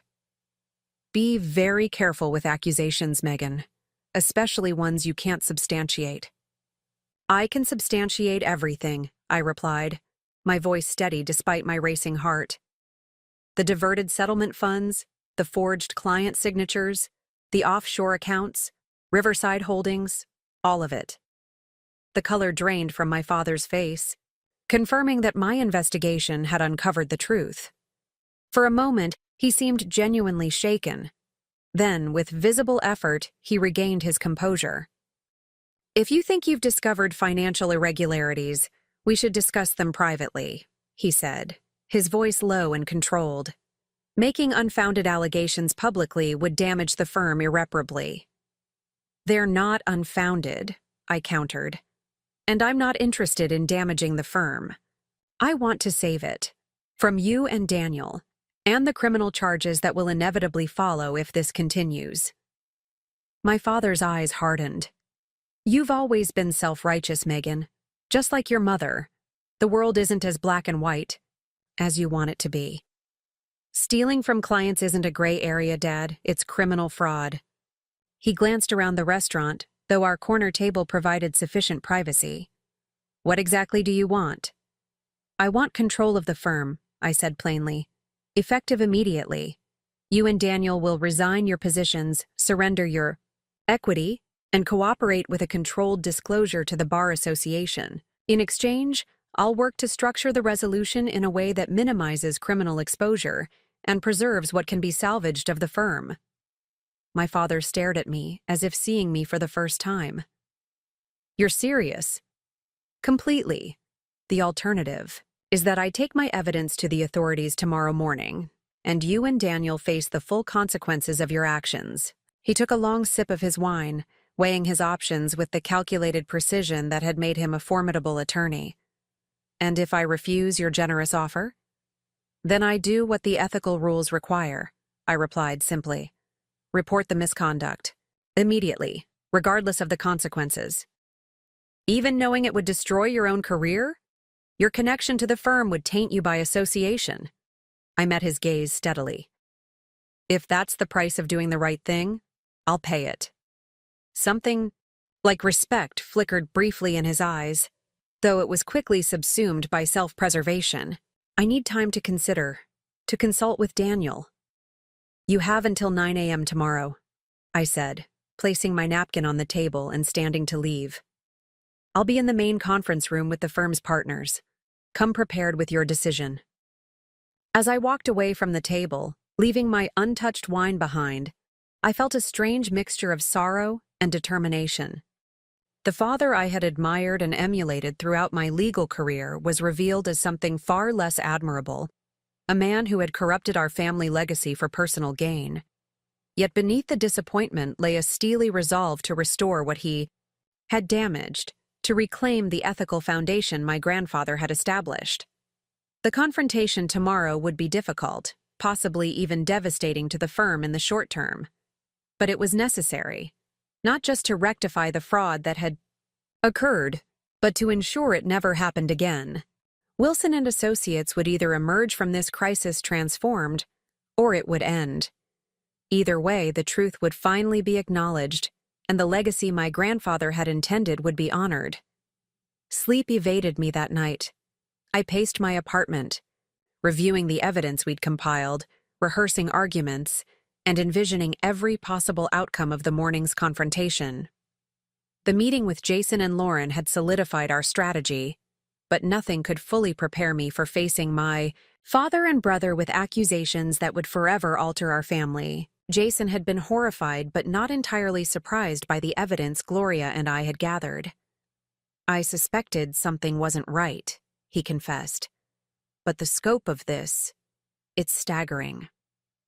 The question remains whether your father will surrender. Control willingly, Lauren pointed out, ever practical.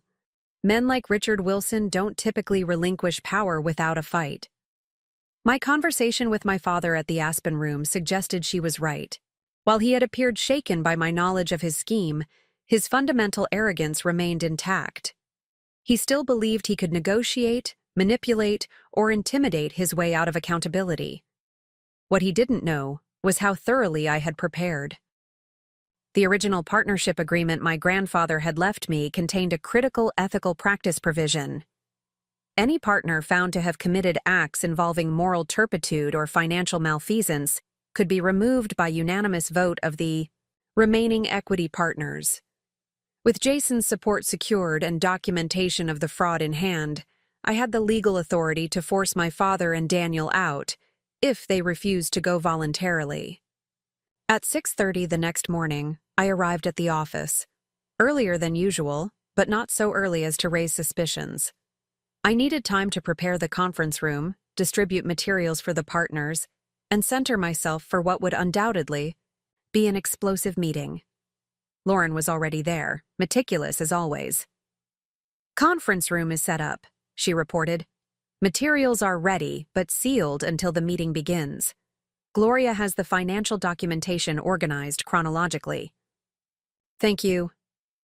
My gratitude encompassed far more than her efficient preparation. Lauren had risked her own career by aligning herself with my investigation. Whatever happens today, don't, she interrupted firmly. We're doing what's right. Everything else is secondary. By 8 o'clock, partners began arriving for what they believed was a routine monthly meeting. None knew the true agenda except Jason, Lauren, and Gloria, who would be present to address financial questions. I greeted each arrival with professional composure, though my heart raced as the clock ticked toward 9. My father and Daniel entered together at precisely 8:55, both impeccably dressed and outwardly confident. Only someone who knew them as well as I did would notice the tension in my father's shoulders or the slight pallor beneath Daniel's carefully maintained tan. Megan, my father acknowledged with a nod. No indication whether he'd reached a decision about my ultimatum. Dad, Daniel. I matched his neutral tone. Thank you for coming. Daniel rolled his eyes slightly. It's a scheduled partners meeting. Why wouldn't we come? I didn't respond, simply gesturing toward the 2 remaining seats at the conference table.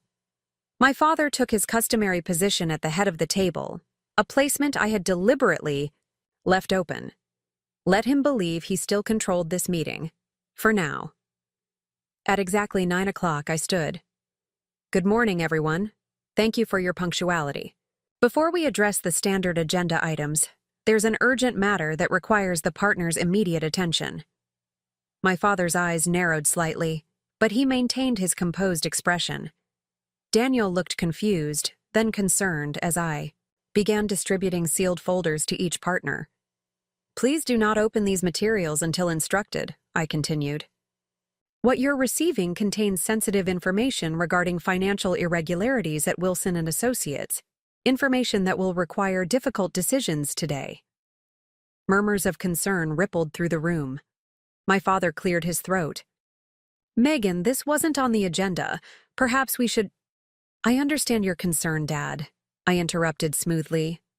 But this matter cannot wait. It directly impacts every person in this room and the future of this firm. Before he could object further, I nodded to Gloria, who had been waiting quietly by the door. She entered, carrying additional financial documentation in a banker's box that she placed on the credenza. For those who don't know her, Gloria Raymond has been Wilson & Associates bookkeeper for over 20 years. She has detailed knowledge of our financial systems and client trust accounts. She's here to answer any questions that arise from the materials you're about to review. My father's expression hardened. He clearly hadn't anticipated Gloria's involvement or the level of preparation evident in the meeting's orchestration. You may now open your folders, I instructed the partners. Please take a few minutes to review the contents carefully. The room fell silent, except for the sound of turning pages and occasional sharp intakes of breath. I watched as expressions transformed from curiosity to shock to dismay. Daniel began perspiring visibly. My father remained stone-faced, though his complexion had reddened considerably. After allowing sufficient time for initial review, I spoke again. As you can see from these documents, Wilson & Associates has been systematically misappropriating client funds for at least the past 15 years. Settlement proceeds have been diverted to unauthorized accounts. Client signatures appear to have been forged on disbursement authorizations. Trust account balances have been manipulated to conceal the diversions. This is absurd, Daniel interjected, his voice higher than normal. These are administrative adjustments, not— $800,000 from Collins Manufacturing, I cut in sharply. $2.1 million from Burlington Industries.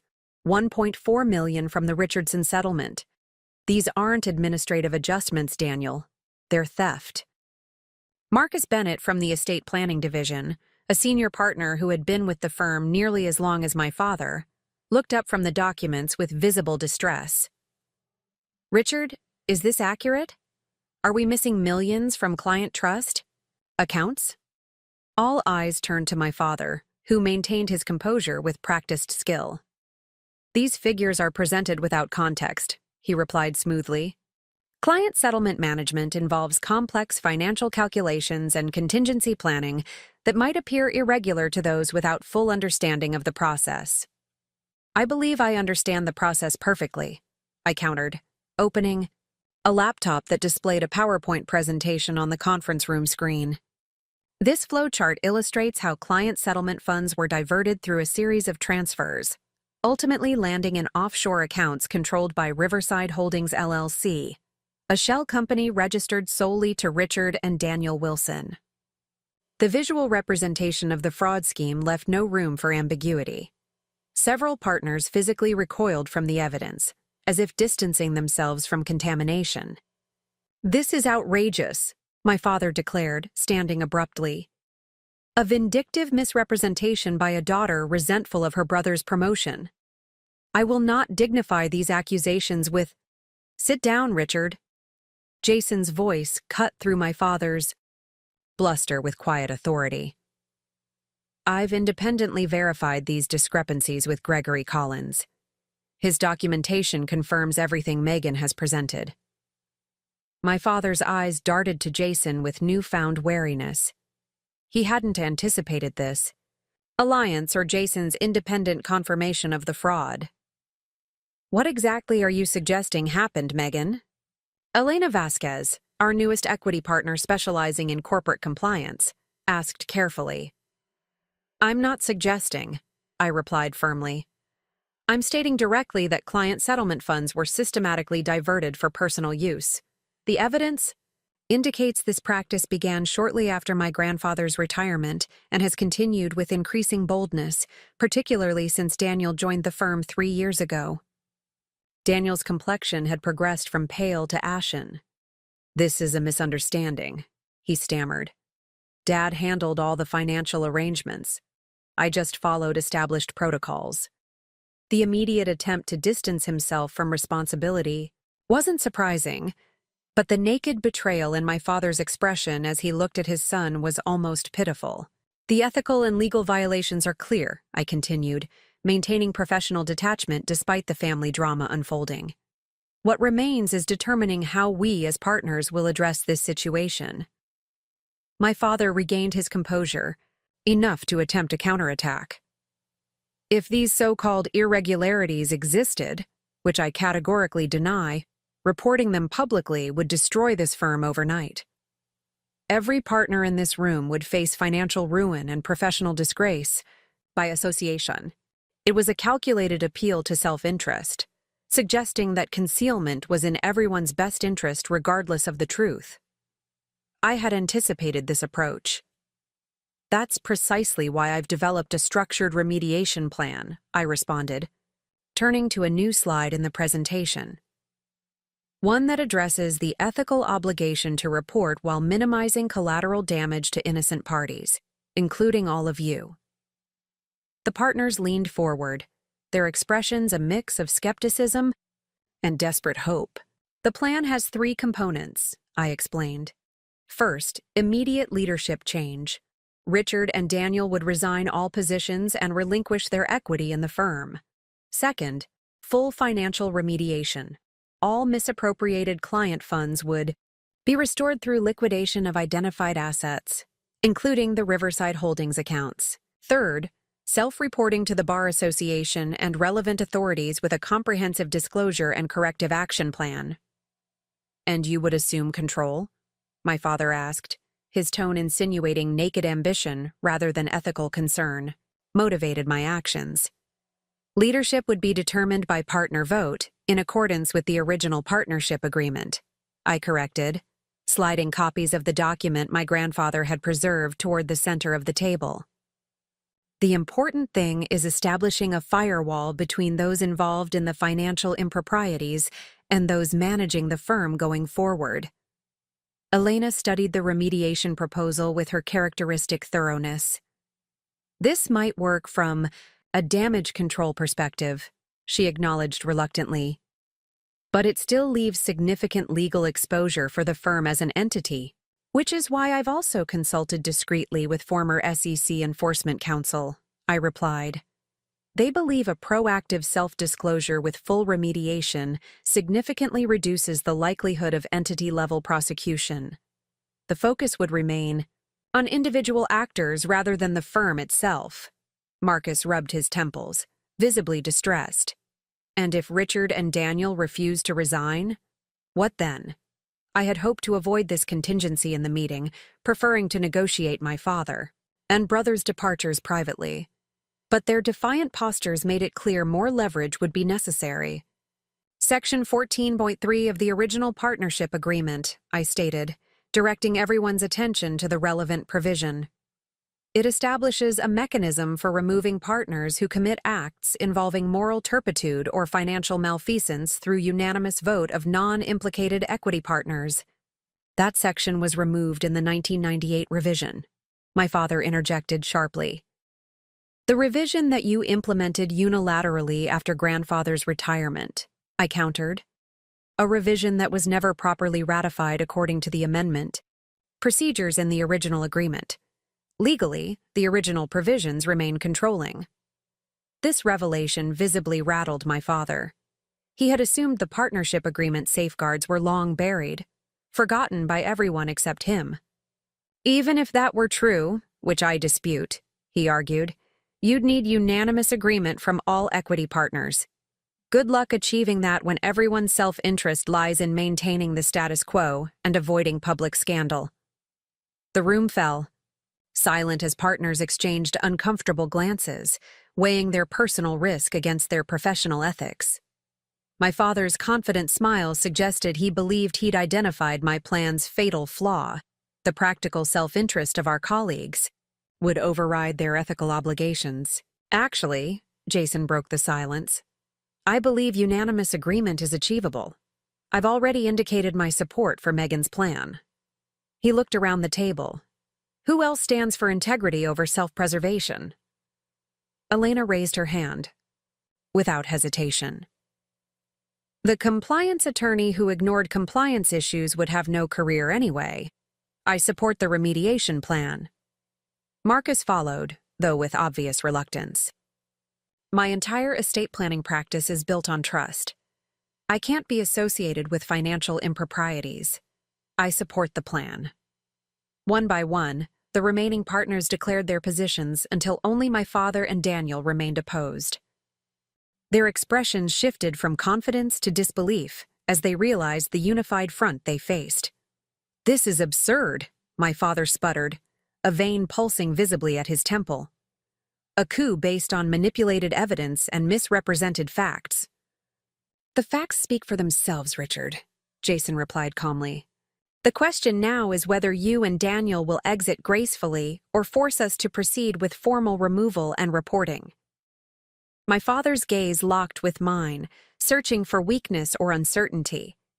Finding none, his expression hardened into something I'd never seen before, a cold calculation that chilled me despite the room's warm temperature.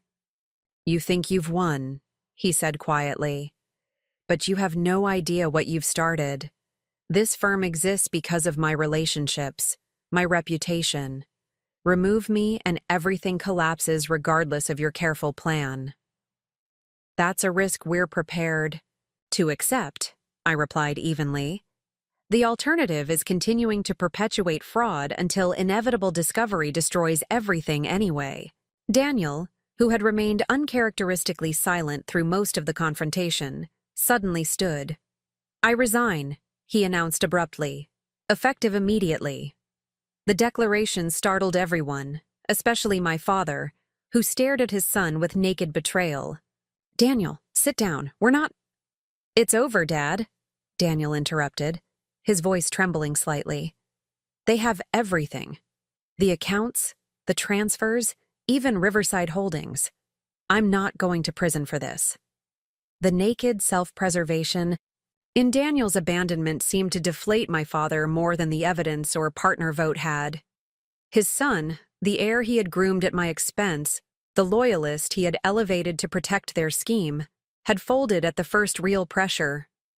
And you? Jason directed the question at my father. Will you resign voluntarily, or shall we proceed with the formal vote? My father's gaze swept the room, measuring potential allies and finding none.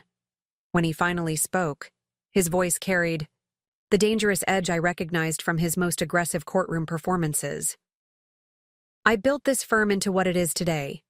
Without me, Wilson and Associates would have remained a forgettable small-town practice handling real estate closings and simple wills. Whatever financial creativity may have occurred was in service of growth and prosperity that benefited everyone in this room. He stood, buttoning his suit jacket with deliberate precision. I will not resign. I will not surrender my equity. And I will not allow this firm to be stolen from me under the guise of ethical concerns. The declaration hung in the air, its implied threat clear to everyone present. My father would fight, using every resource and relationship at his disposal. Then we proceed with the vote, I stated formally. According to Section 14.3 of the Partnership Agreement, I move for the removal of Richard Wilson from Wilson and Associates on grounds of financial malfeasance, specifically the misappropriation of client trust funds. All in favor? Every hand except my father's rose immediately. The unanimity clearly surprised him. He had expected at least some hesitation or abstention from partners he'd mentored over the years. The vote carries unanimously, I confirmed, maintaining procedural formality despite the emotional weight of the moment. Richard Wilson is hereby removed as a partner of Wilson and Associates, effective immediately. All associated privileges, authorities, and financial interests are terminated. My father's face flushed with rage, but his voice remained controlled. This removal is legally invalid. I will challenge it, along with these baseless accusations. You can expect litigation by the end of the day. That's your right, I acknowledged. But considering the evidence, I'd advise against further public attention to these matters. The remediation plan offers a path that protects what can be salvaged of your reputation and mitigates potential criminal exposure. Litigation would make that impossible. He gathered his papers with precise movements, his courtroom discipline evident even in defeat. You think you're protecting Walter's legacy, he said, using my grandfather's name deliberately. But you've just ensured its destruction. This firm won't survive the month without me. Without waiting for response, he strode toward the door, his posture rigidly erect despite the professional humiliation he'd just experienced. At the threshold, he paused, turning back to deliver a final statement. And Megan? Family doesn't do this to family. Remember that when you're sitting alone in an empty office wondering where it all went wrong. The door closed behind him with deliberate quietness, more unsettling than if he'd slammed it in anger. Daniel remained frozen in his chair, apparently unsure whether his resignation meant he should leave or stay. Daniel, I addressed my brother directly. Your resignation has been accepted. Please clear your personal items from your office by the end of the day. Firm security will accompany you. He nodded mutely, his earlier bravado entirely evaporated. As he shuffled toward the door, I felt a complex mixture of emotions. Disappointment in the brother who had betrayed our grandfather's legacy. Pity for the man whose weakness had made him a tool in our father's schemes. And a lingering thread of familial connection, despite everything. Daniel, I called as he reached the door. He turned, his expression wary. Whatever happens next, get your own attorney. Don't rely on Dad's. A flicker of surprise crossed his features, perhaps at receiving even this small consideration after what had transpired. He nodded once, then left without further comment. The conference room remained silent for several moments after their departures, the remaining partners processing the dramatic confrontation and its implications. Elena was the first to speak. So, what happens now? It was the question of the hour, one with no simple answer. The most immediate crisis had been addressed, but the path forward remained fraught with challenges. Client relationships needed reassurance. Financial remediation had to be implemented. Bar association disclosures required careful preparation.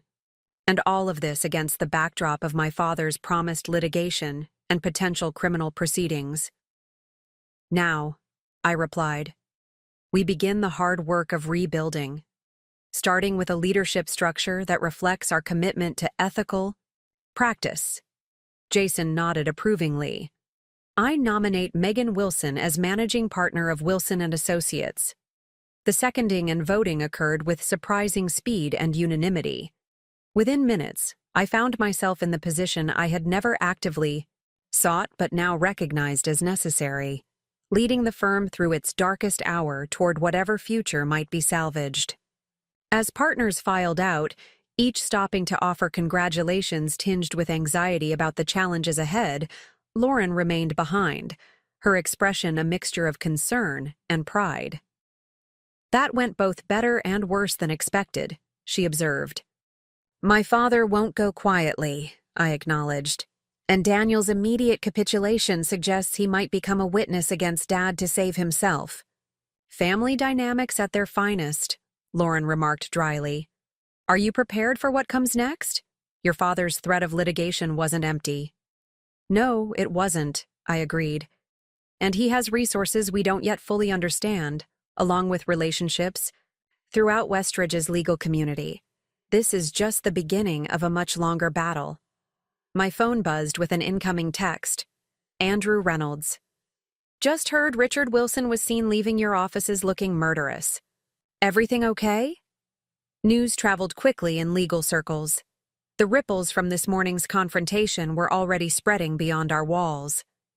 "I need to contact our key clients before they hear rumors," I said, already mental prioritizing Gregory Collins and other relationships at risk.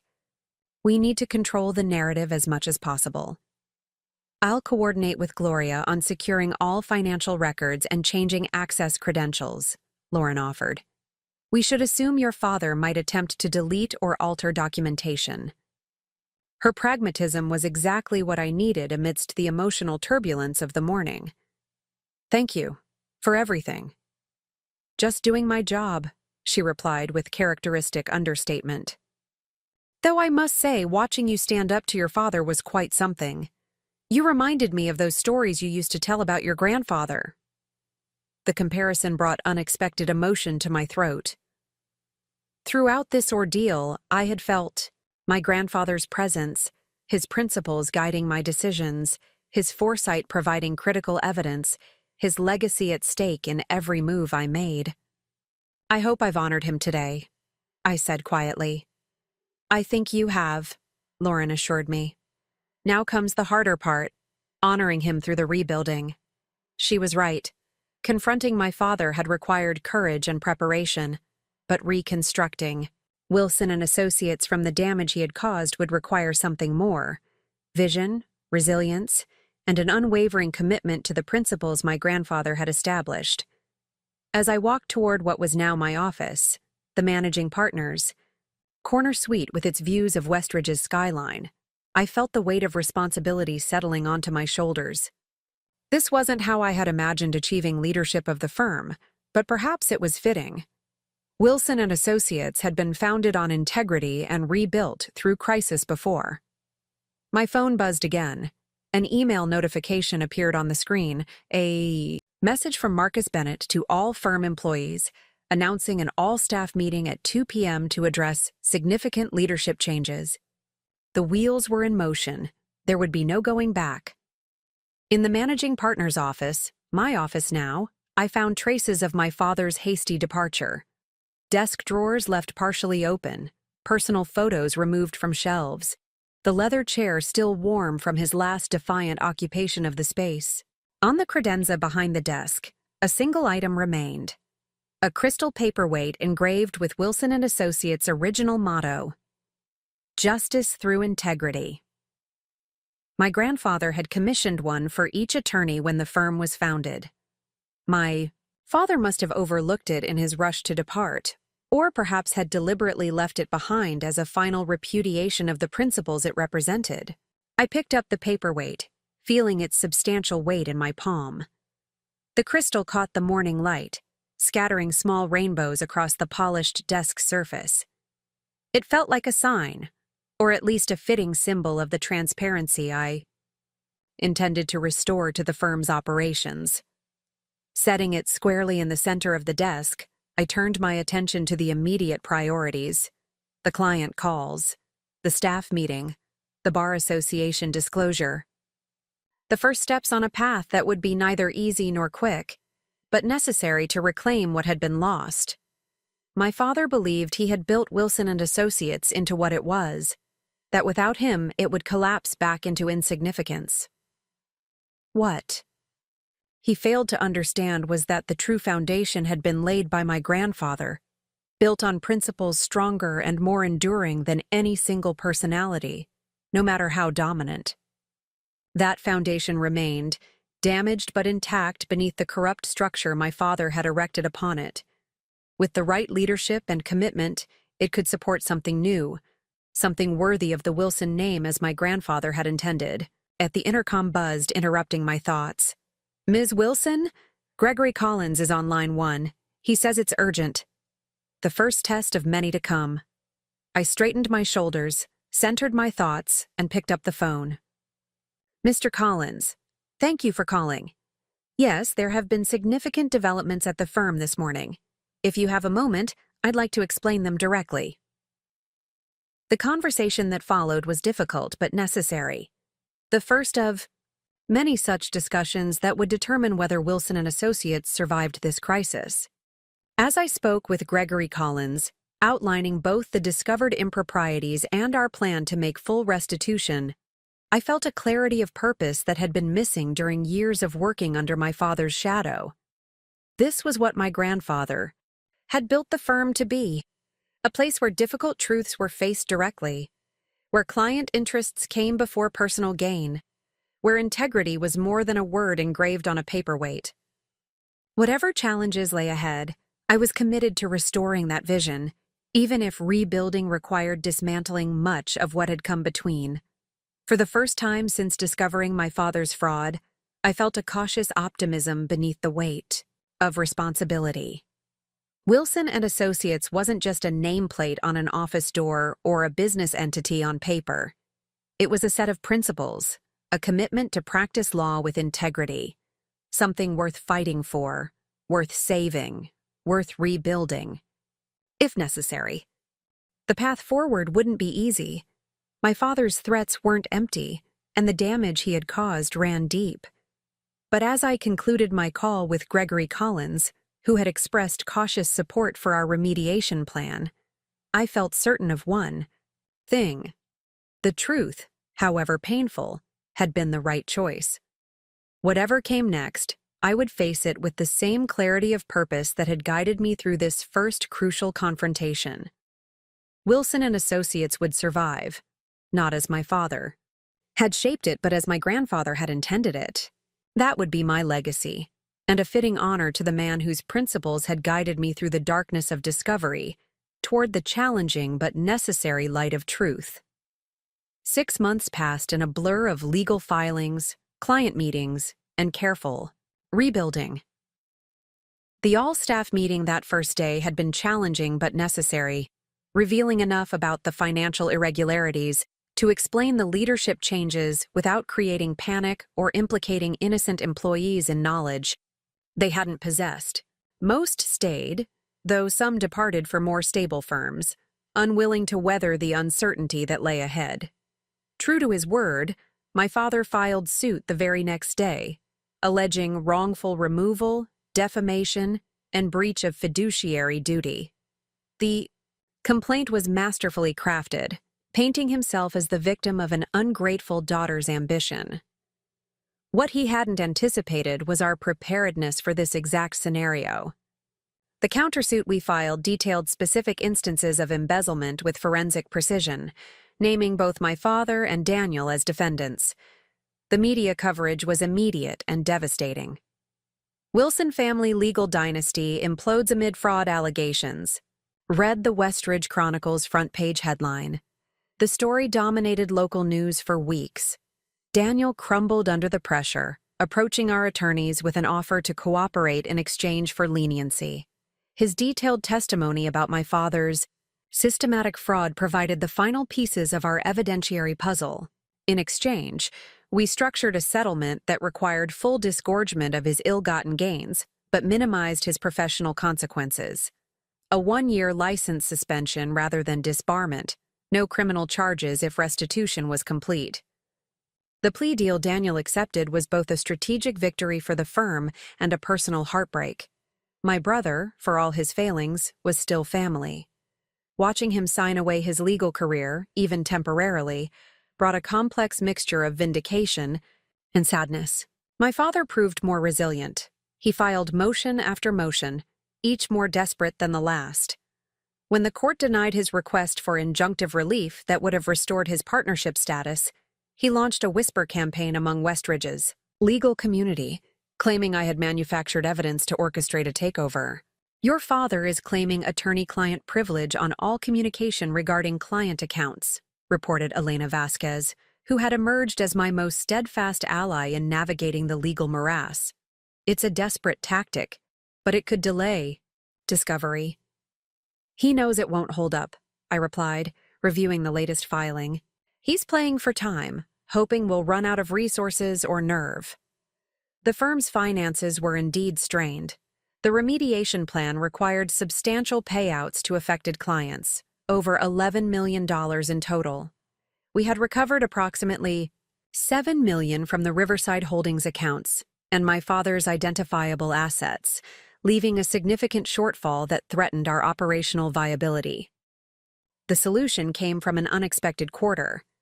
Andrew Reynolds requested a meeting one rainy Tuesday afternoon in October.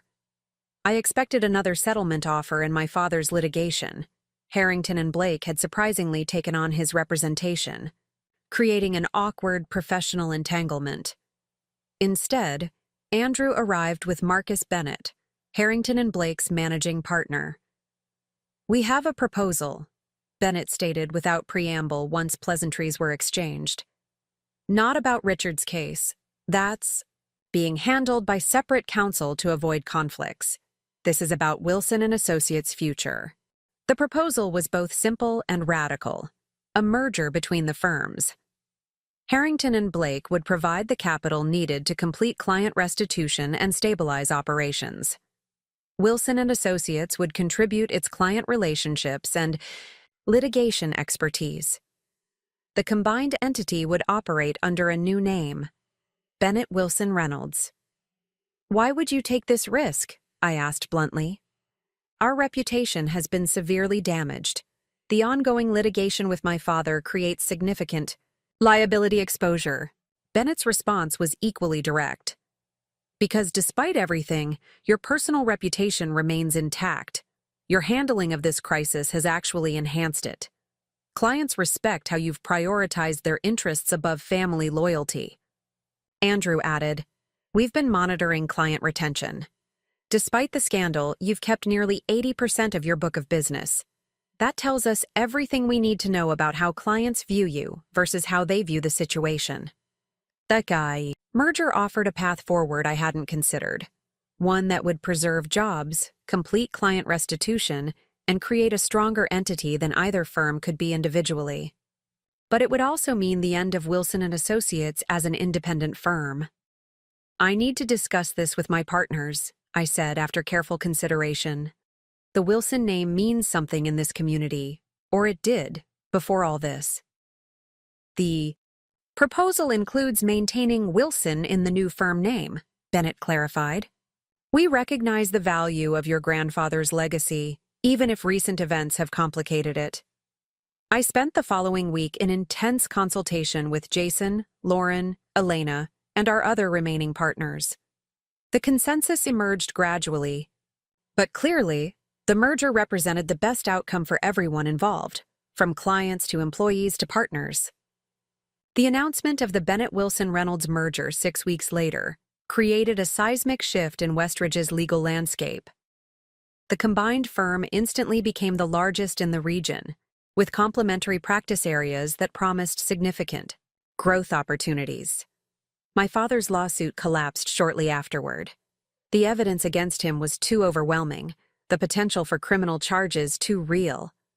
His attorneys negotiated a settlement that required complete divestiture of remaining assets, acceptance of disbarment, and a non-disclosure agreement preventing him from publicly discussing the case. The last time I saw Richard Wilson was at the settlement signing in our attorney's conference room. He had aged visibly in the months since his removal. his once commanding presence diminished by defeat and public disgrace. "You could have walked away," he said, as we waited for the attorneys to finalize documentation. "Taken the Harrington and Blake offer when it was first extended. Built your own career elsewhere. Instead, you chose this." "I chose the truth," I corrected quietly. Everything else followed from that decision. He studied me with an expression I couldn't quite interpret.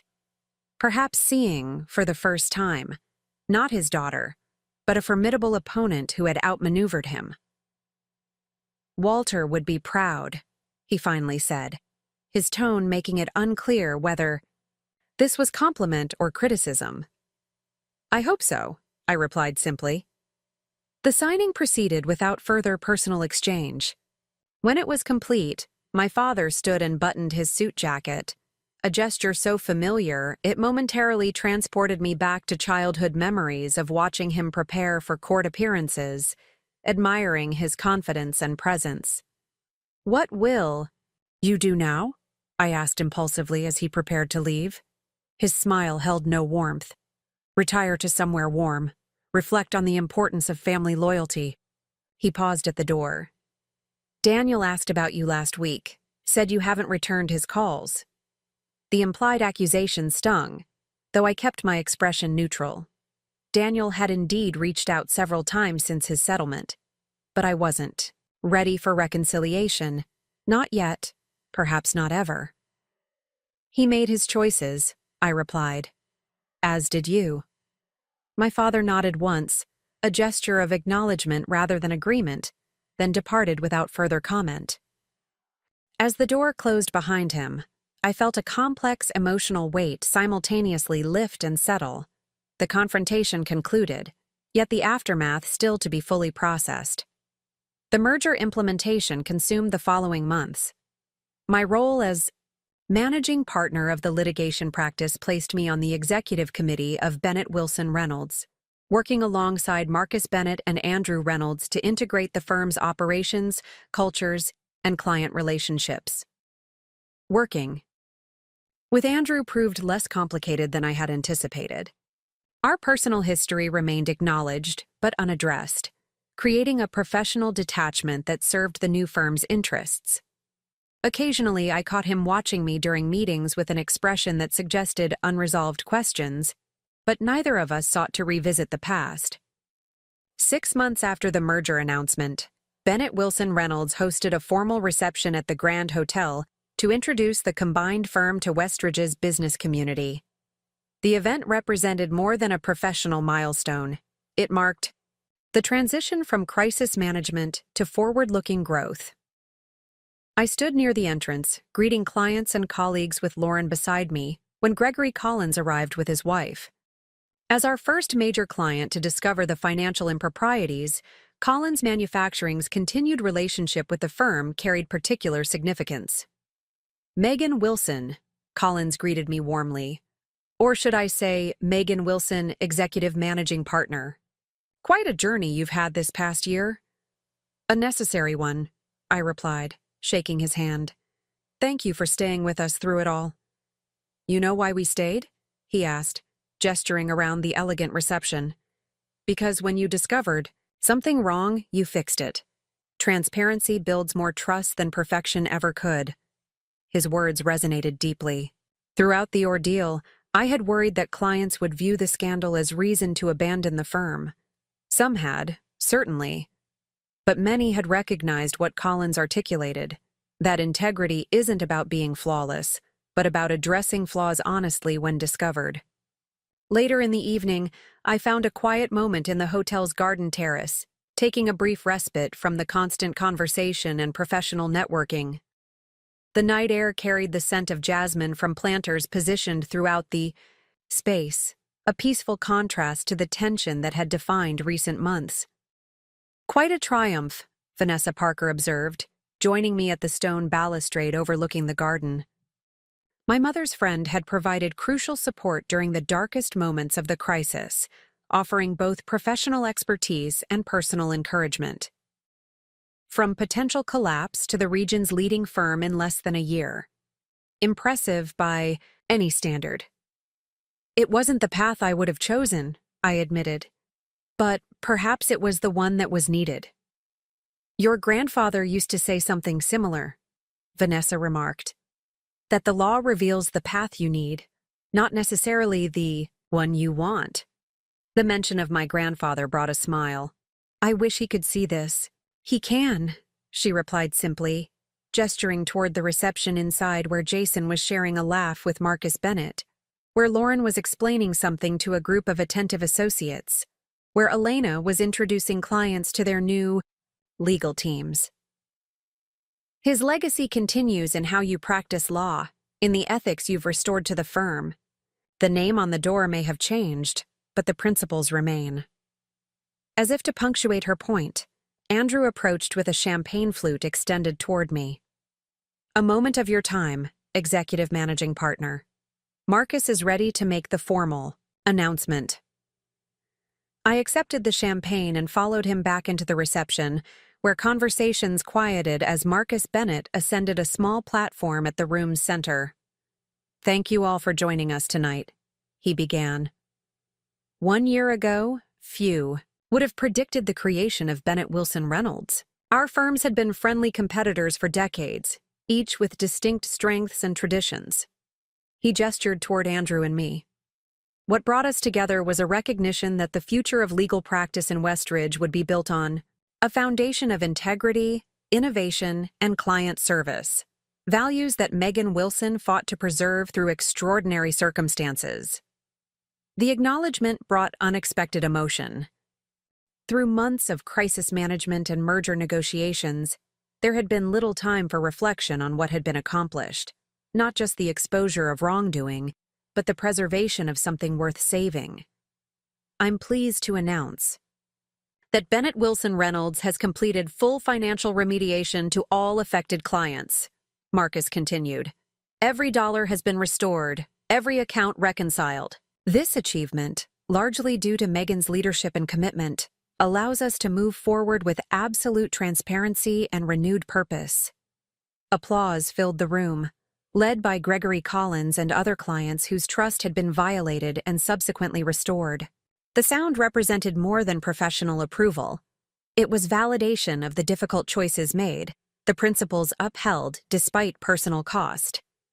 As the reception continued, I found myself in conversation with a young associate recently hired from the Public Defender's Office, a talented litigator with more passion than Polish, reminiscent of myself a decade earlier. I almost didn't apply here, she confessed. After the stories in the news, but then I read about how you handled it. It made me think this might be a place where doing the right thing actually matters. Her candor was refreshing amidst an evening of carefully calibrated professional interactions. It hasn't been easy, I acknowledged.